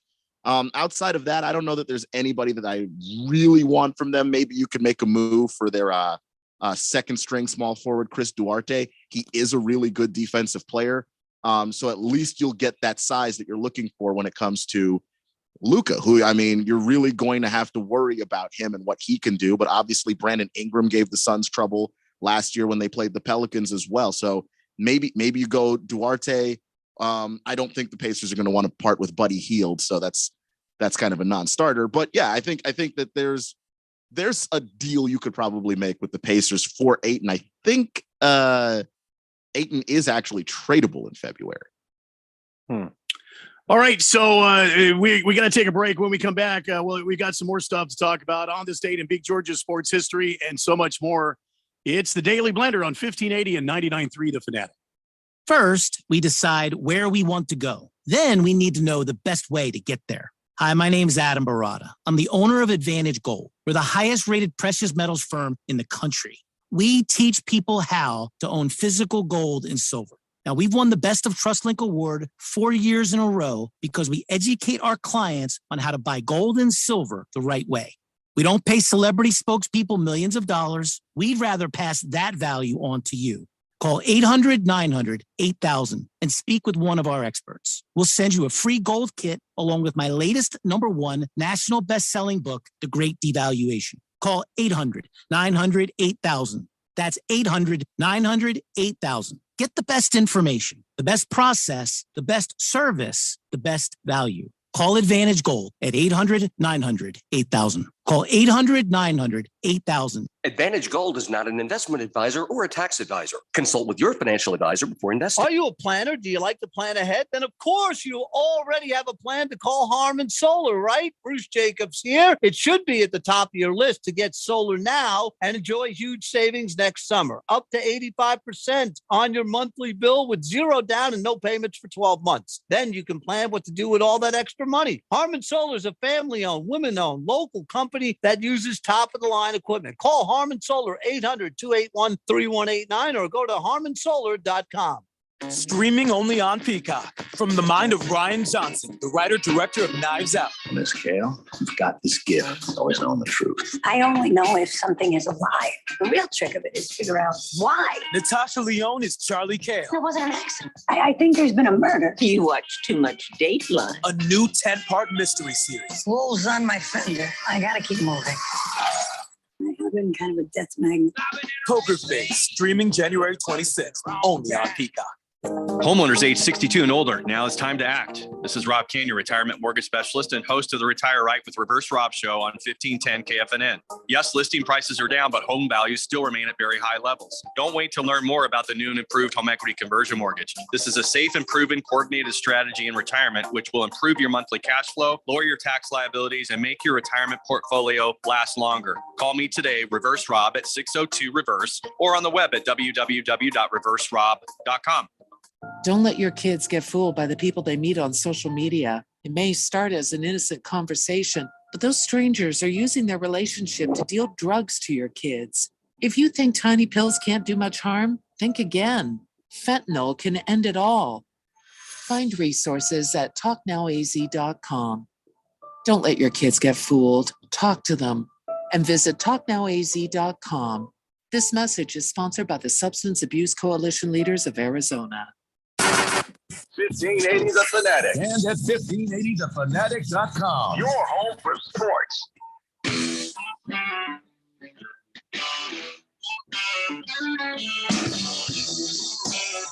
Welcome back to the Daily Blender here on 1580 99.3 The Fanatic. Don't forget, this weekend, it is the place to be if you want to hear championship NFL football. Sunday, we've got both championship games for you. Then in 2 weeks, we are broadcasting in the wall-to-wall coverage of the Super Bowl 57. Of course, it's live here in Glendale. And we have got so many irons in the fire on this. Lots of things happening. Super Bowl broadcast live, championship game broadcast live. It's all on the big flamethrower, 1580 and 99.3 The Fanatic. Fox is broadcasting the game. Who are the announcers for Fox? It's not that. What's his name again? Is it that on the Fox there? What's his name? That blonde-headed cat. I can't think of his name now. Is he going to be the lead guy, the number one guy? Is that the broadcast team on Super Bowl? I am trying to figure that right now. Is Aikman on Fox? No, Aikman and Buck are on ESPN. They're on ESPN. Aikman and Buck are on ESPN, and they I can't. Does Fox, right? That's CBS, I think. He is CBS. Jim Nance and Romo do CBS. It's funny you mentioned Tony Romo. Did you guys see Romo when he was doing the divisional round game last weekend? Yeah. He called the game with Jim Nance. Apparently, there was a few times that people noticed that he was aloof. They're thinking he was aloof. He wasn't paying attention. And he was coming up with, instead of breaking. He used to be, he would break things down for you real well. Now he's coming up with cute little things. That quarterback sneak that Josh Allen used there, and Gabe Davis got behind him, was using both hands to push him forward. Yeah, Romo he referred to that as a little tush push. It's a little tush push. Oh, there goes Gabe Davis giving Josh Allen a little tush push. The hell? Well, he usually lost his senses when it came to the playoffs, so it's pretty on brand for him. Yeah, I think Tony Romo is still throwing interceptions from that one playoff game. Yeah, he wasn't very good in the playoffs. He apparently he signed this 10-year, $180 million deal, and since then there has been some whispers about his commitment. That he would rather be anywhere else but in the broadcast booth, and he isn't having a commitment to the game. One person, this is a quote, senior writer for ESPN Don Van Netta Jr. tweeted out, Tony Romo is the college kid who didn't crack the book at all semester, but his surefire oral exam strategy is to smother the professor with enthusiasm, charm, bluster, and every possible answer. End quote. I don't know. $180 million would motivate me pretty much. So when Jim Nance asked Romo about Chiefs quarterback Patrick Mahomes' high ankle sprain he sustained in Saturday's game, Romo stood in silence for a few seconds and looked like he was chewing something. You guys see that? Did you watch the game? I did watch the game, but I didn't have the sound on, so I didn't know what he sounded like, or if he sounded aloof or anything like that. This is ridiculous. At one point, when Josh Allen failed to connect with wide receiver Stephon Diggs in the end zone, Romo said, "It's a perfectly thrown ball, but it's a little wide." What the hell? Just a bit outside. Just a bit outside. I mean, it wasn't even close. That was a strike at some point. Yeah, nice. I mean, the guy's making $180 million. I feel like we could do better, and for like a third.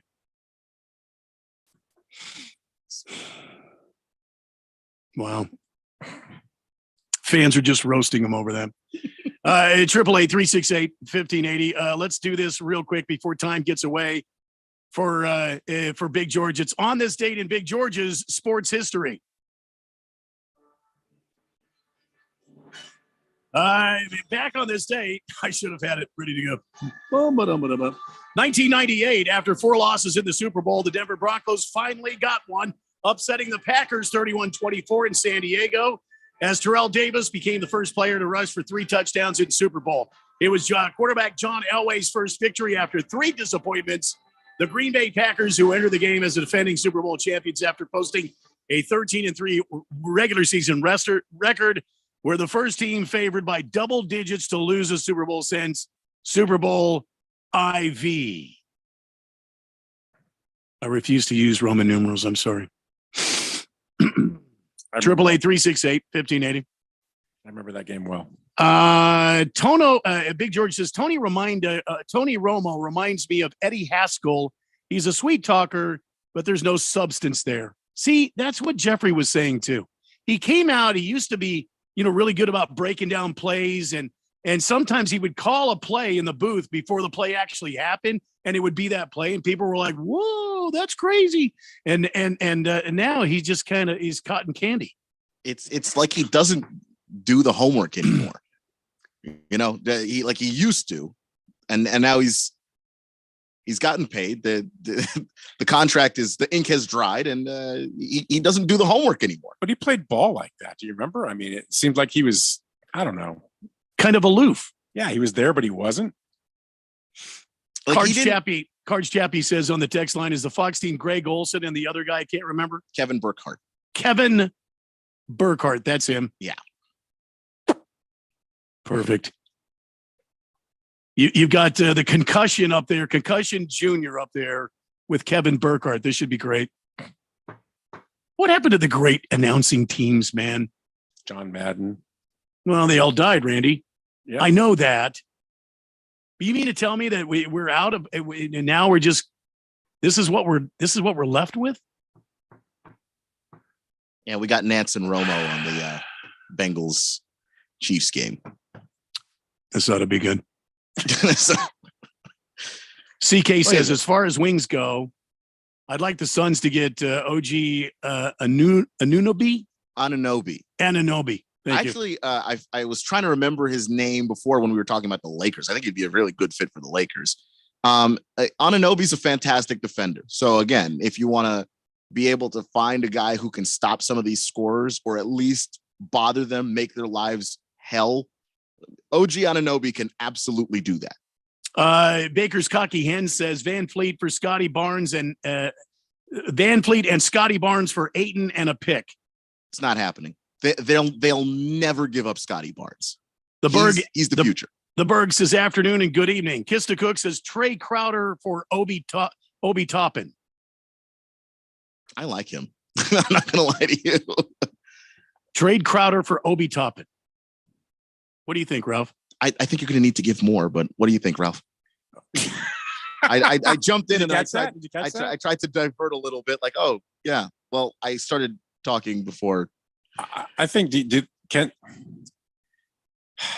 would the Suns? Do you think they would trade Chris Paul? No. Really? No, I don't think Chris Paul would want to go. He's not what he was. Well, I know he's not what he was. I could use him now to get something. I think you could, but I don't know if anybody would take it. He's very comfortable here. And he's close to LA. His contract is huge and he's no one's going to take that contract. But if you could get someone to take it, yeah, I mean, you'd be crazy not to. If you could get a point guard back. And why couldn't Fleet go to the Lakers? He's exactly what they need.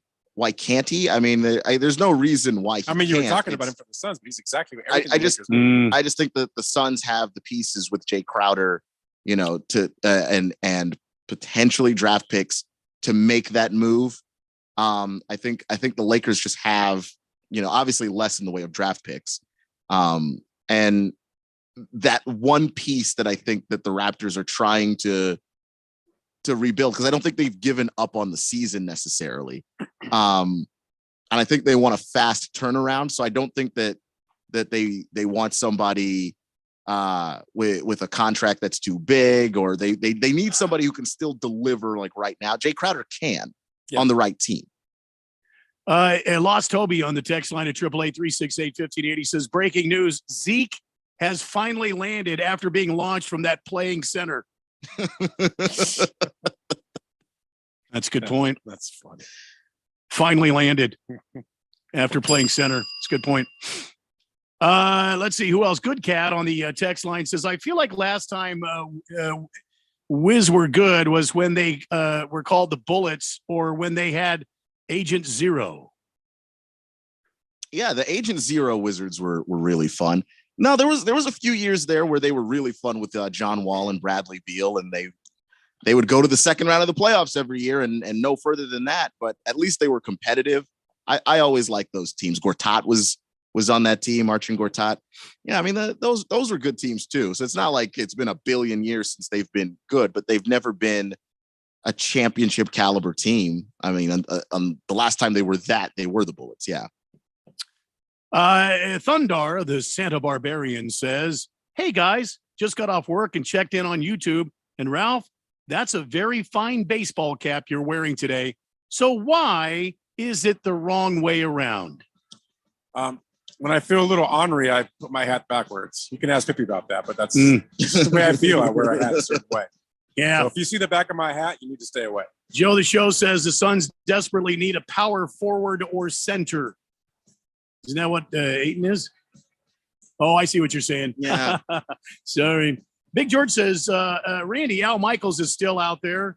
He magically appeared, and my screen just went. He magically appeared on NBC for one playoff game, then disappeared into the night like Donnie Most. Wow. And he actually sounded happy. Bruno Baller says that's why during the Super Bowl you turn on the radio and listen to Kevin Harlan and Kurt Warner. It's true.